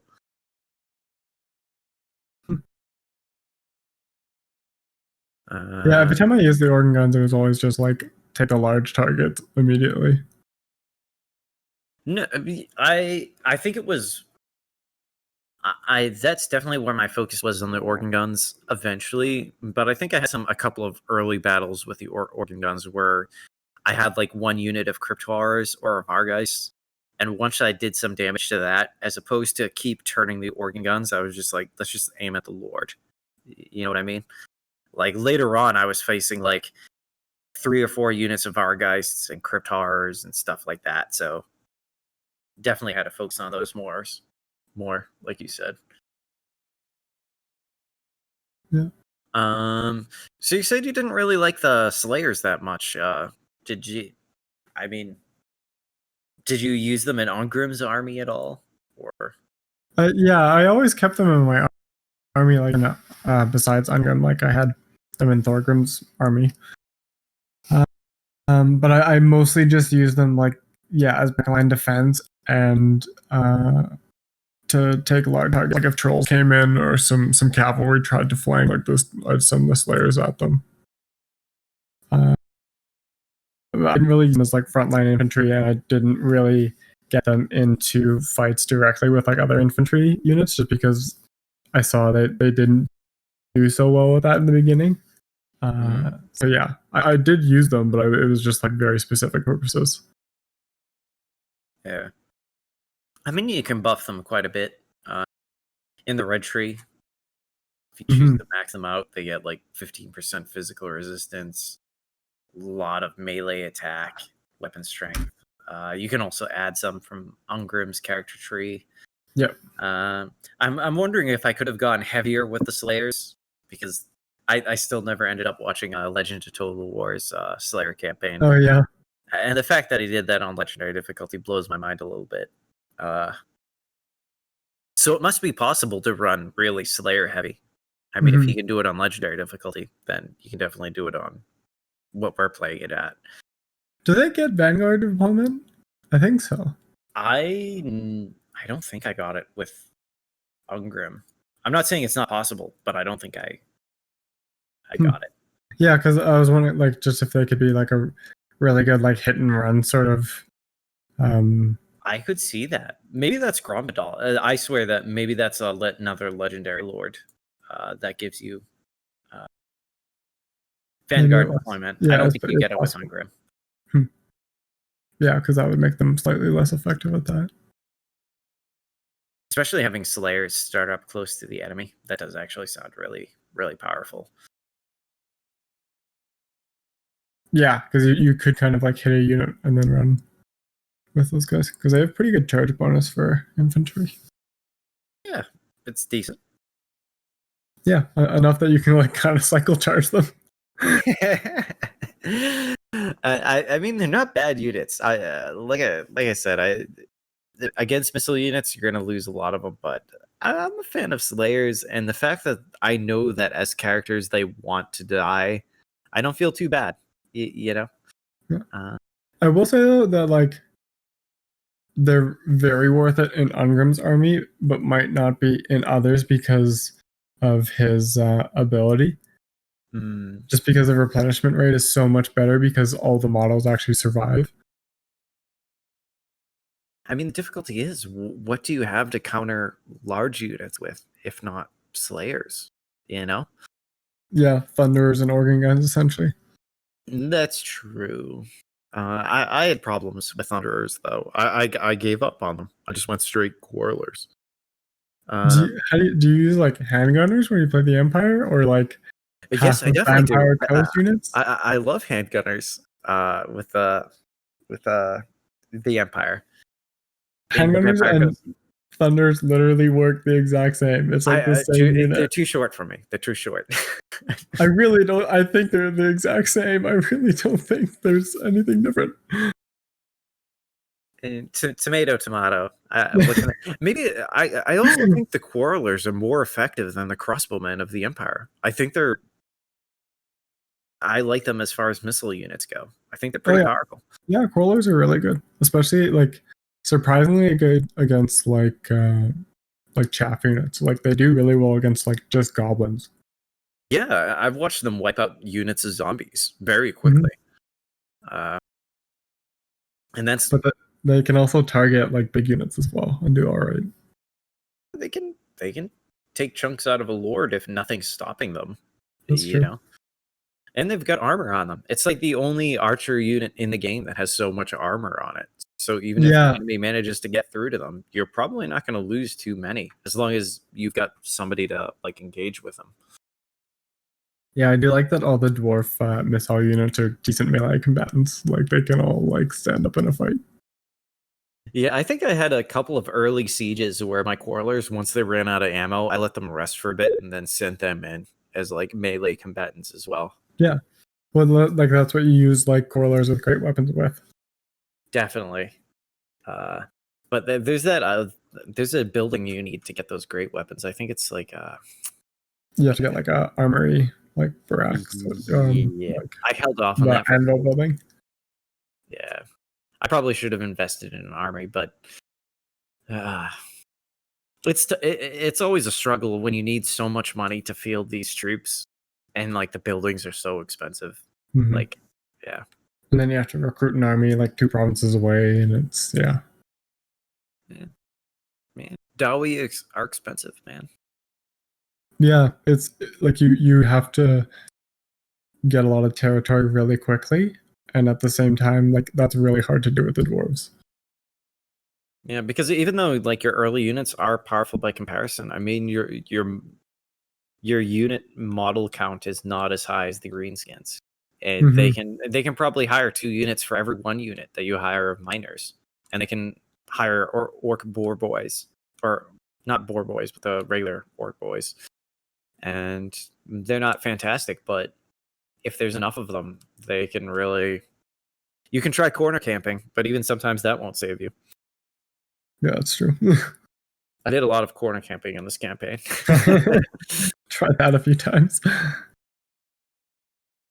I mean, sometimes it doesn't work though. Like if they've got too many, they'll just. Yeah, and without magic, that makes it slightly less of. Like you said, it is painful to see those blobs, like where you just just man, something. Just 1 piercing bolt of burning, please. I'd kill for a breath attack at that point, even though you had one. I wish I got whatever that item was. Yeah. Try and find that because that was cool.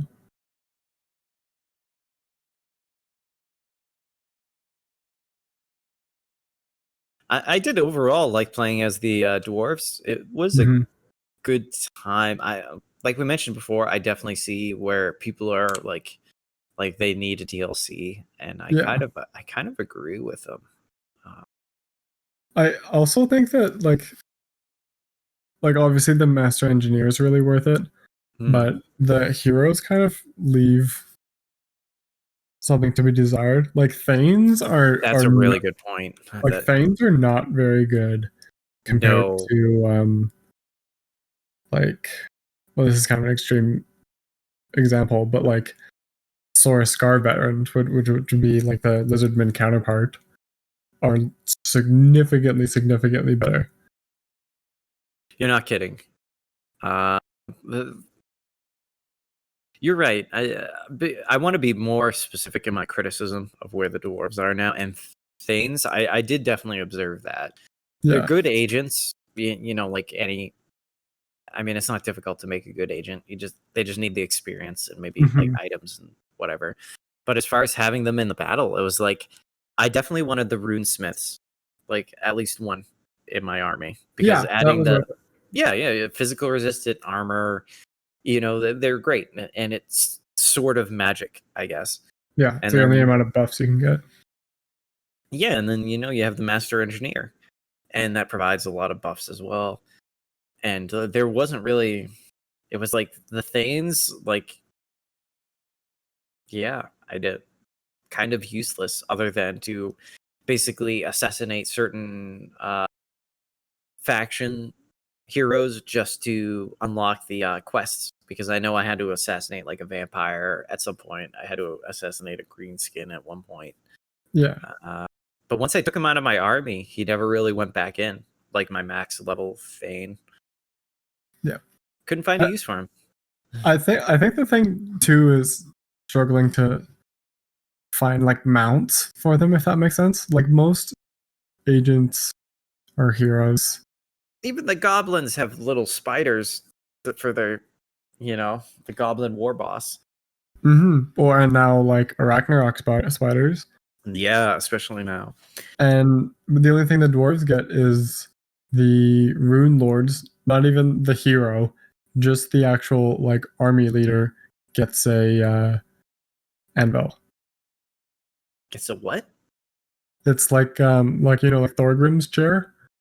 Uh huh. Oh, He they have has like something the like same that. thing, but it's like an anvil in front that he like pounds with the Oh, Anvil of Doom. Yeah, yeah. I always lost my Rune Lords before they got to rank 14. Oh, okay. Yeah. That's such bullshit, man. Oh, it's so cool. I can't believe you didn't see that.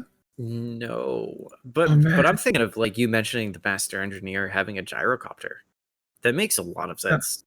I don't I don't know. Or like it could be like an artillery piece too. If you want like a single unit artillery piece.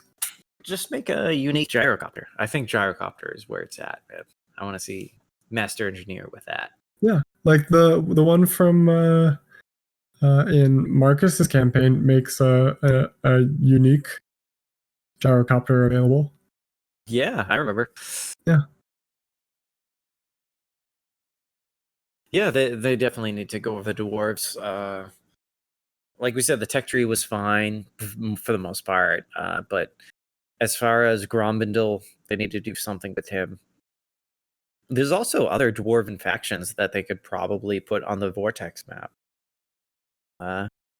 Yeah, I find it weird that Greybeard prospectors have been in the game and there hasn't been a faction there. And same with Spina Sotek.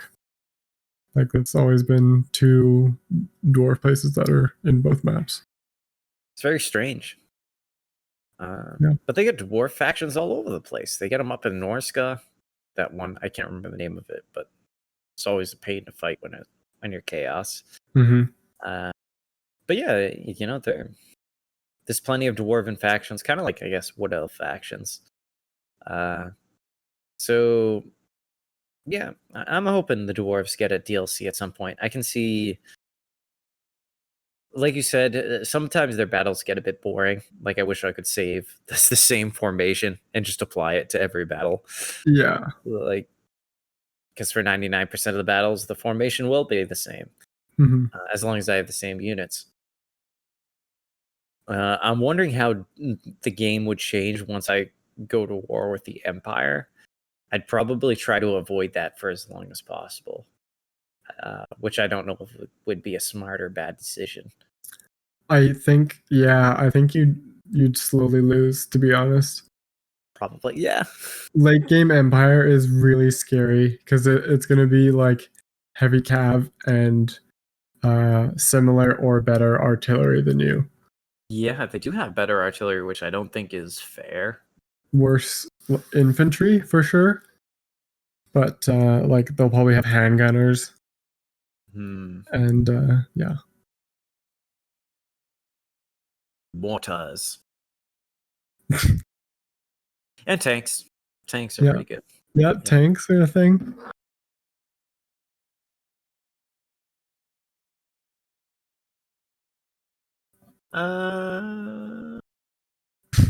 What else do you want to hit, man? I feel like we've covered quite a bit. Yeah, there isn't a huge amount more. Was there anything you particularly liked about the Dwarven campaign that you didn't quite find in any other campaigns? I mean, we're fighting the Greenskins again, so I don't know if there's anything better there, you know? It is satisfying compared to other factions to take out like a significant chunk of the infantry oncoming. That's pretty satisfying because I feel like the only other faction that's good at that is Empire. Are you talking about like even just grudge throwers? Yeah, like red throwers are great. Like they do a really good job of clearing up infantry. Like I think they, for me, probably got rid of a unit of goblins or two before they'd even get to me. They're pretty powerful. I mean, the thing was they achieved more kills than the cannons, but the reason why I liked the cannons better was they would do more damage to the more dangerous units if they actually hit. Yeah.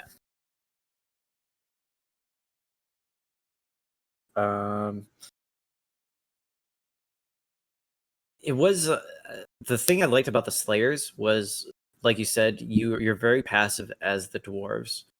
The Slayers are a very unique way of getting around that, which I did really appreciate.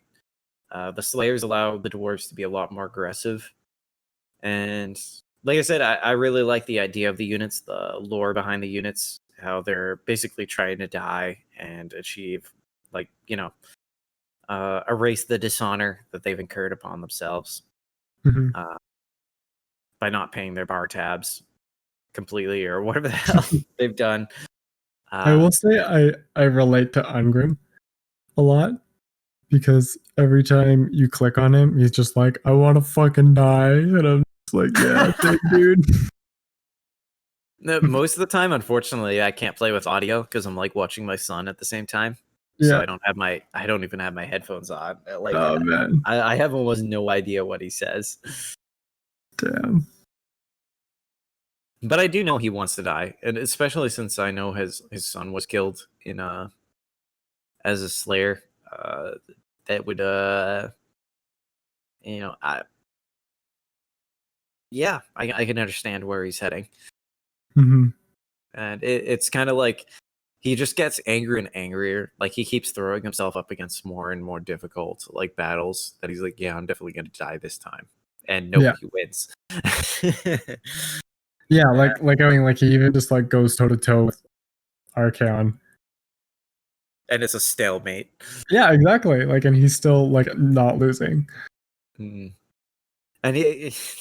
I mean, obviously he's trying to fight the best he can, but he's also wants to lose at the same time. Yeah, he's like, come on, you fucker! Like,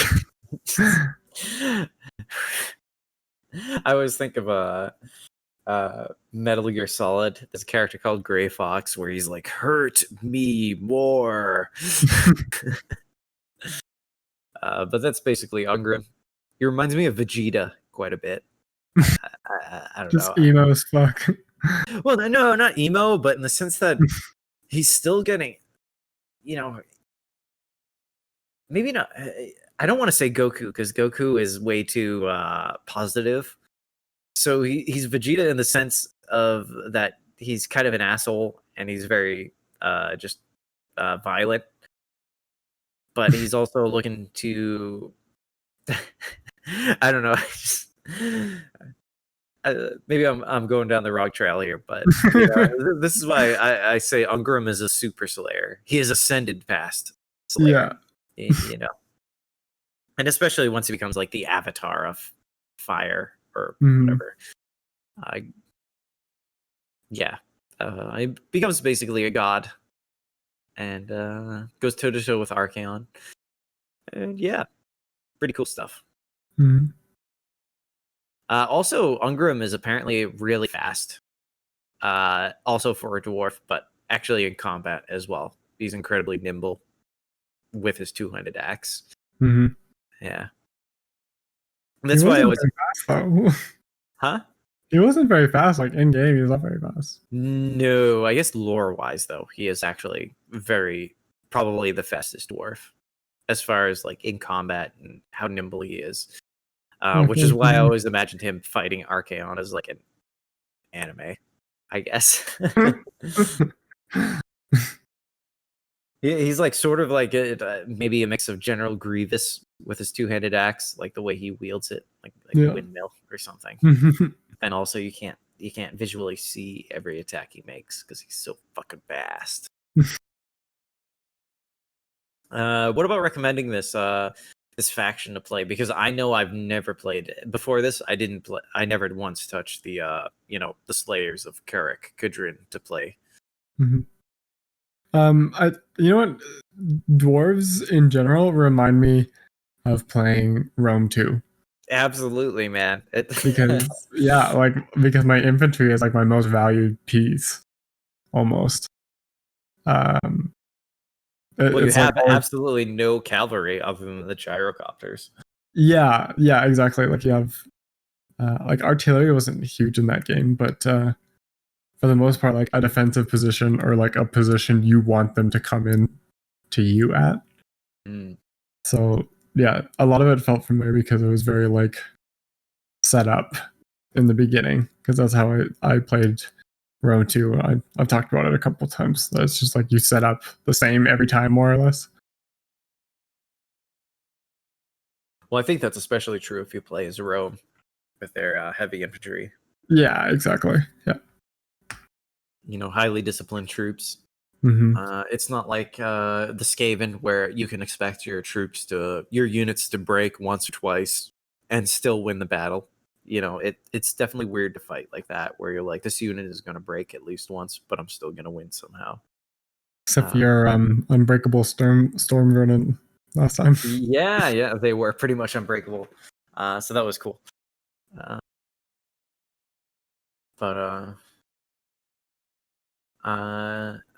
I definitely would compare them to the Roman Empire for sure in Total War. Heavy infantry, except like even doubling down on that, because at least in Rome you had some cavalry. Yeah. You make up for that, I guess, with artillery, because I definitely remember using artillery in Rome, but that was more of a situational thing. I would never buy 4 onagers or something like that. But I definitely had 4 grudge throwers at one point. Yeah. Just because they would rack up so many, couple hundred kills each. Yeah, exactly. Time. Yeah. But it wasn't until they went to the low model count, high HP, specialized Vargulfs, just those higher tier creatures. That's where I like the cannons and the organ guns to make up for that. I agree with you. The Thanes specifically need to be totally reworked. They either need to be made more valuable in combat or something. They're kind of like the Master Engineer, and even the Rune Lord. I would touch up a bit. Yep. Maybe give him a new ability or 2. Give him the anvil. Give him the anvil. Yeah, I like that. Yeah. The Master Engineer, they need to give him a good mount, like a gyro, even if it was just a basic gyrocopter, but I would prefer like a bombing one, but something, to get him around pretty quick. The dwarves need some love. The grudges need touching up. Hmm. But overall, I mean, I did have fun with them, especially with Karak Kadrin. You know, I never played dwarves versus the vampire counts, and I fought so many of them. Luckily, I fought the greenskins when they were still at a low enough level to where I wasn't fighting black orcs. But even still, I was having trouble against the goblins, and the pump wagons. Yeah, pump wagons are fucking ridiculous. Pump wagons are a bitch. I was like, oh, they have pump wagons? I have thunderers. And well, you better hope you can engage them before they get close to your lines, man. Because Oh man, slayers were way into them long before they hit anything else. well, the problem was like if the pump wagons could if the AI was being smart, which occasionally they would be, they would kind of hit and run with the pump wagons. In which case, they would do a shit ton of damage. Yeah. But if they got stuck in with the dwarf warriors, my slayers would wipe them out. The problem was I was just getting unlucky. It was they had a shit ton of goblins, and their pump wagons were kind of going in and out. So they're still, I think, slightly faster than the slayers. So Yeah. they would the AI knew well enough to stay away from the slayers. That's for sure. But yeah, I find this the dwarves right now. It's weird. Their mid game, I've always criticized the mid game of Warhammer, but I've grown to like it. In this one, it's the dwarves move so slowly, and I don't want to change that because that's the dwarven thing. Low casualty replenishment, low growth. Yeah. I still think that actually the high elves should be hit with that, because I thought the whole purpose of the high elves was that they actually don't have they don't reproduce that much. Yeah. I wish the high elves would be hit something with the way the dwarves are hindered in this way. Yeah, you can spam the shit out of stuff in high elf. Yeah, I don't really like that. I mean, I like that. There's a lot of features about the high elves I like, but one of them is I feel like casualty replenishment rate should be as low as the dwarves, at least. Yeah, it should be nerfed. Because I think high elves and dwarves basically have similar lifespans, don't they? They live for a really long time. Yeah, I thought high elves will outlive dwarves. Yeah, but both of them outlive human beings. Yeah, by a long time. Yeah. Yeah, because Ungrim is I don't know how old he is, but isn't he a couple hundred years old? I don't know for sure. Yeah, I think the Ungrim is older than that. Yeah, probably. But Malekith, who knew Grombrindle when he was alive. Yeah, well, yeah, they lived basically forever. Yeah, elves don't really die of old age, and dwarves live for 900 years, I think. A drop in the bucket. Mm-hmm. But it was a lot of fun. I like the artillery that they have. It sucks not having magic, man. I didn't think it would feel as bad as it did, but like you said, when you see those situations where you're just come on. Yeah, it's just a faction that makes them bunch up, but can't do anything about it. But it makes sense, man. If they had magic like that, even one spell like Wind of Death would break the game. I feel because think about Lizardmen. They can do the exact same thing with Saurus warriors, and they don't have the artillery, man.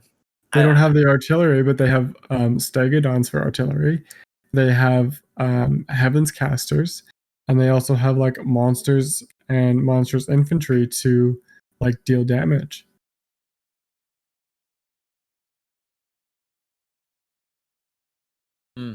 It's difficult, man. Well, the thing we've come to is definitely that the dwarves need some sort of rebalancing. Yeah. Do you think they need more or less rebalancing than the Lizardmen? Because I think they need less balancing. I'm actually inclined to think they're closer to what they should be than the Lizardmen. Really? Yeah. I feel like Lizardmen are basically done. They could use a few things, but I think for the most part one of the most solid factions right now. Well, maybe you're right. They have more lords than the Dawi have. Yeah, like there's actual variety with them. You only have two choices with lords with the dwarves. Yeah. So you've got Karak Kadrin or Karak at this point. Well, no, I'm saying like you have like rune lords or like regular lords. Yeah. Yeah, you're right. Like that blows. Yeah. There's not a lot of variety, that's for sure. Yeah. They could use some more units. Yeah, maybe I changed my mind. I'll change my mind. It's weird though. This is a reason why I feel some confusion about it. Like I said, the tech tree I think is closer than the lizardmen should be. Okay, yeah, that's fair. I think that's a weak point with the lizardmen. Yeah, like you said, the main point of the dwarf tech tree is like they need to change the percentages, like change those, and I want to say almost not much needs to be changed to the tech tree after that. The building trees are great. It's maybe the units. I would like to see more dwarven units because like the bolt throwers are fucking useless. So you might as well just take those out of the game for all I give a shit. Yeah. No one would notice. They could use definitely a different type of lord type, a new legendary lord for God's sake, something in the Vortex campaign. Yeah, I don't know how I feel about like what the dwarves need specifically because I feel like they do have good unit variety, but maybe it just feels stale because they're all just like upgraded versions of other things. Yeah, that makes sense. Maybe a really good faction mechanic with like maybe a new lord type. They definitely need a new lord type, like for sure, an engineer type lord. Followed by maybe like an extra unit or two, something, and a unique faction. They're not far off from where they should be. Yeah, I've changed my mind. The lizardmen are closer to where they should be. The dwarves are a little bit behind that. They need some love though. They definitely do. Not as much as the beastmen and chaos though. God fucking fix those, please. You're like most beloved factions. They're just like, no, fuck you. I love the evil factions, man, and the beastmen. Like they're like. I just really like the beastmen for some reason. Like they're the underdogs, and everybody like doesn't give a shit about them.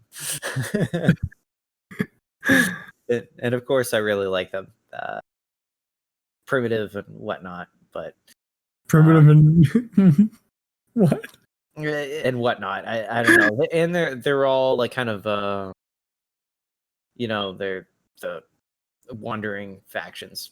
What do you call them? Hordes. I'm for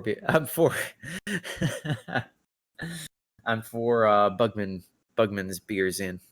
I think so the dwarven ale, man. Stuff. It did make me actually like crave beer. Every time I was playing it, I was like, I could go for that. What do you okay, so I want to tell you how I imagine dwarven beer to be. Okay. I had like I have a lot of friends who are like really into the not so much anymore, but I used to have a lot of friends that were really into the craft beers. And I found one that was like it had like a picture of a devil on it, and it was like the blackest beer that I ever looked at. Like darker than night. It like almost burned to drink. And that's almost what I imagine dwarven beer to taste like. Like I feel like something like that, a dwarf would be like, "Oh, you're a pansy. This is like water to me." Yeah, that's basically what I was thinking as well. High alcohol content. Yeah. Like, thicker than milk. Yeah. Maybe like motor oil. They always gotta get like the foam on the beard. Yeah, the foam. Yeah, and the big the stein that that's probably, I don't know what the size would be a half gallon. Yeah, I don't know. Something like that. You had to drink it out of a boot. That's dwarven beer. What else is there to say? I think we know what makes Ungrim renowned and feared. Yeah, you know, he Yeah. kind of kicks ass. He's a great combat lord, as long as they're not like a duelist specifically or Grimgore. hmm Like if they're on a mount, I think God help them. You've got so much anti-large. Yeah. Man, I see him carve through anybody who is on a mount. Honestly, it just chips away Yeah. at them.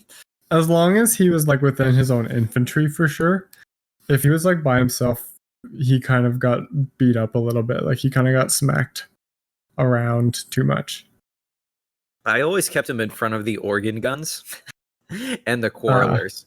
Gotcha. So he would always get support from at least the organ guns and maybe like a unit of quarrelers, which like a maxed out unit of quarrelers that never runs out of ammunition because of the master engineer, you know, Yeah.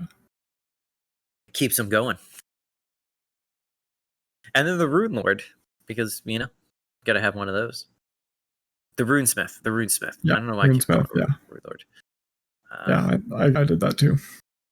It's weird having a hero that's like almost exclusively defensive abilities, honestly. hmm They definitely need a reworking, man, because I don't even get this like rune of striking, rune of might, rune of parrying.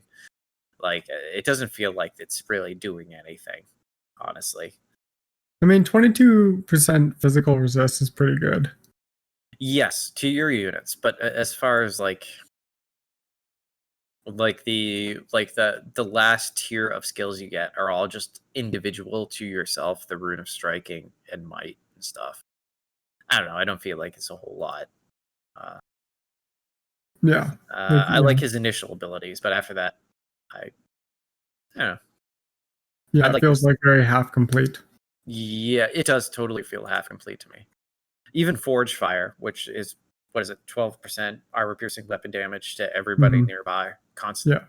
That sounds kind of cool. You know, the Rune of Wrath and Ruin, slowing down an enemy and negating their charge speed, all good stuff. I just wish there was a little bit more to the Runesmith. Yeah, almost like a master engineer, but for like infantry. Yeah.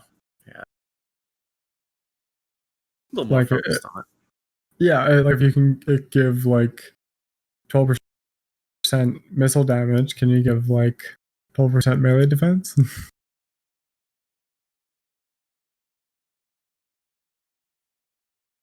Also, Ungrim basically becomes the embodiment of the Wind of Fire, the Wind of Magic Fire. I forget the exact word for it, but so basically, just imagine him going Super Saiyan. You know, get the flames around him, moving really fast. Did you ever play the Skyrim's Dragonborn DLC? Yeah. Do you remember like the dragon form shout you get?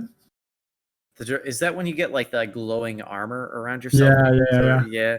Dude, that's so weird. I just watched somebody, a YouTuber, I forget his name, Salt. Can't believe I forgot his name, but he did a total, basically, just a review of that whole DLC recently. And it was so cool because I haven't played it in so long. But I remember thinking that was badass, having that glowing like dragon shout armor around you. Looks badass. That's what I imagine Ungrim looked like when he got that like embodiment. See, I just imagine like Super Saiyan, but instead of the gold, it will be like like regular fire red or something like that, or maybe even bright blue if you want to get really hot. Yeah.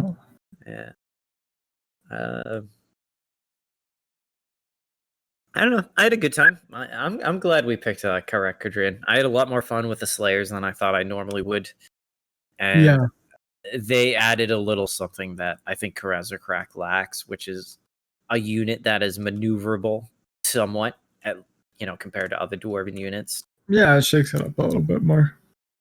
Makes it a little less defensive.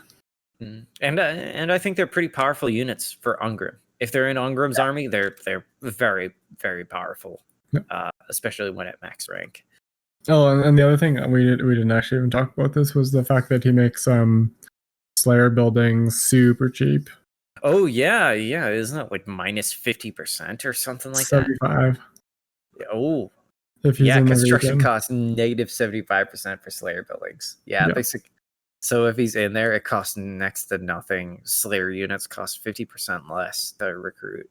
Yeah. Pretty fucking powerful. Yeah, that's good. That's a hell of a discount. That's for sure. Mm-hmm.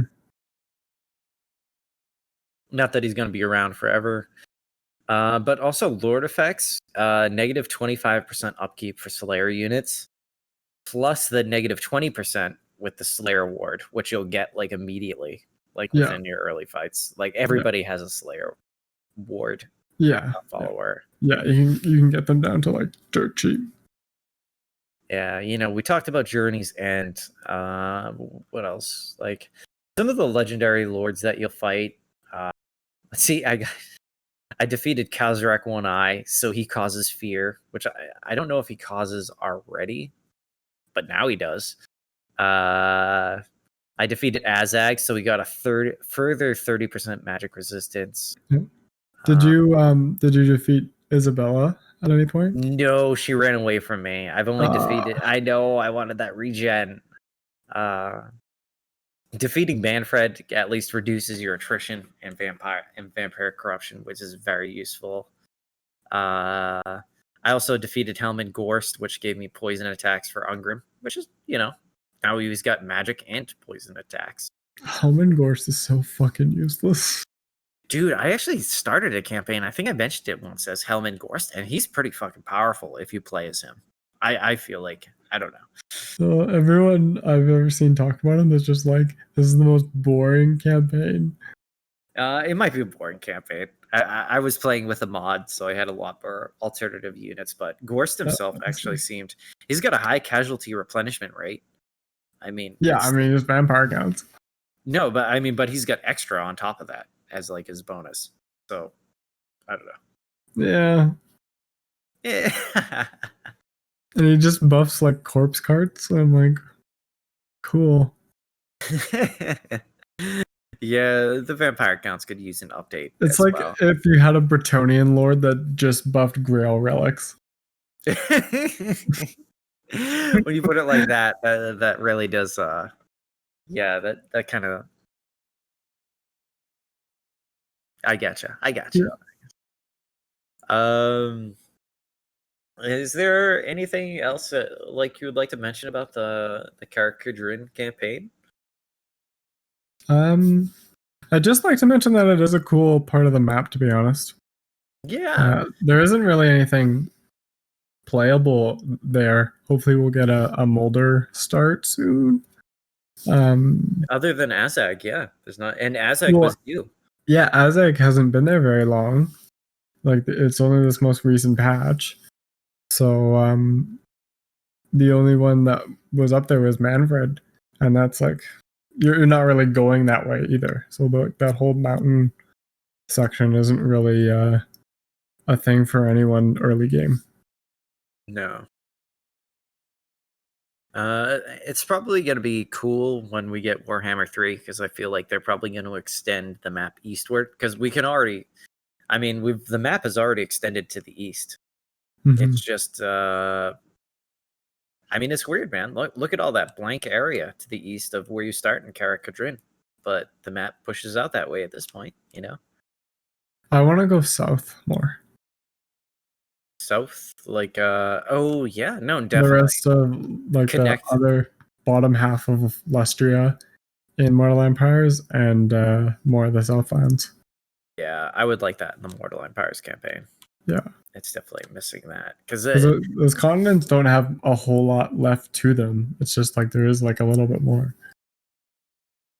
And especially since you can't go far enough south in the Mortal Empires, you ended up with like tic-tac-toe smashed in there. Khalid is in the right place, but who else is kind of smashed in there? Krokgar is over there, and he's like supposed to be taking over the jungle over there, but there's like one province of jungle and the rest is desert. Yeah, you're right. I would like them to push it further south, hopefully. Yeah, because there is like a jungle over there, which is kind of what it is in the Vortex. Yeah, there's a huge jungle down there. Yeah, but it's just like scrunched up. So yeah, it's I'd like to see that done because that would like totally change Krokgar's whole campaign. I've been thinking about reinstalling Empire Total War just because of the size of the friggin' map on that game. Mm-hmm. And I want to play as America. We should stream Rome 2 at some point. No, definitely. I wouldn't mind that. I've tried playing it sort of recently. Like one of the nights when I got home early enough and I was like had like one bloodshot eye open. I like started up Rome 2 just for a couple turns, and I'm like so bad at Rome 2. I don't even understand what I'm doing wrong, but I'm like constantly losing. Where's my food? Well, no, I'm not even bad at getting food. Like I grasp that, but it's like I don't know why I'm much better at Warhammer than I am at Rome 2. Like when I'm great at medieval Total War and the original Rome Total War, and I just suck at Rome 2 for whatever reason. I don't know what's wrong with me. I really miss that about Rome 2 actually was like the building diversity. Like you have so many different things to build.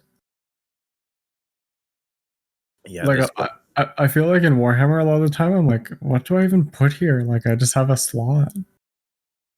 Yeah, you kind of have the same buildings every time.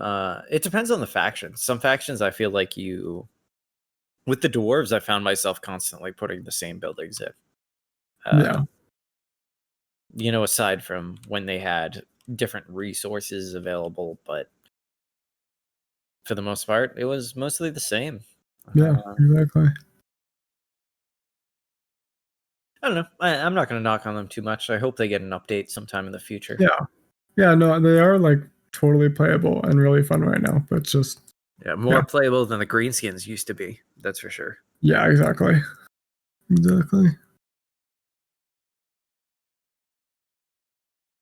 think that's about it. You got anything else? I am all good. So am I. This has been, I want to say first, if you're one of the new subscribers, thanks for sticking around this time. Yeah. I'm going to try and create more clips of our show because I've definitely received, everybody's given me feedback that the 2 to 3 hours is intimidating. So I'll try to make a few more shorter clips. Definitely stick around for the post show, or actually don't stick around for the post show because that's going to be a separate upload. Because that's going to be a thing right now. So for stick around for a couple days, or subscribe. You'll see the post show come up.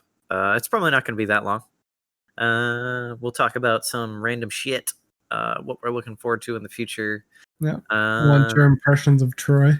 Yeah. Oh man. I'm gonna tell you about my recent Empire escapades.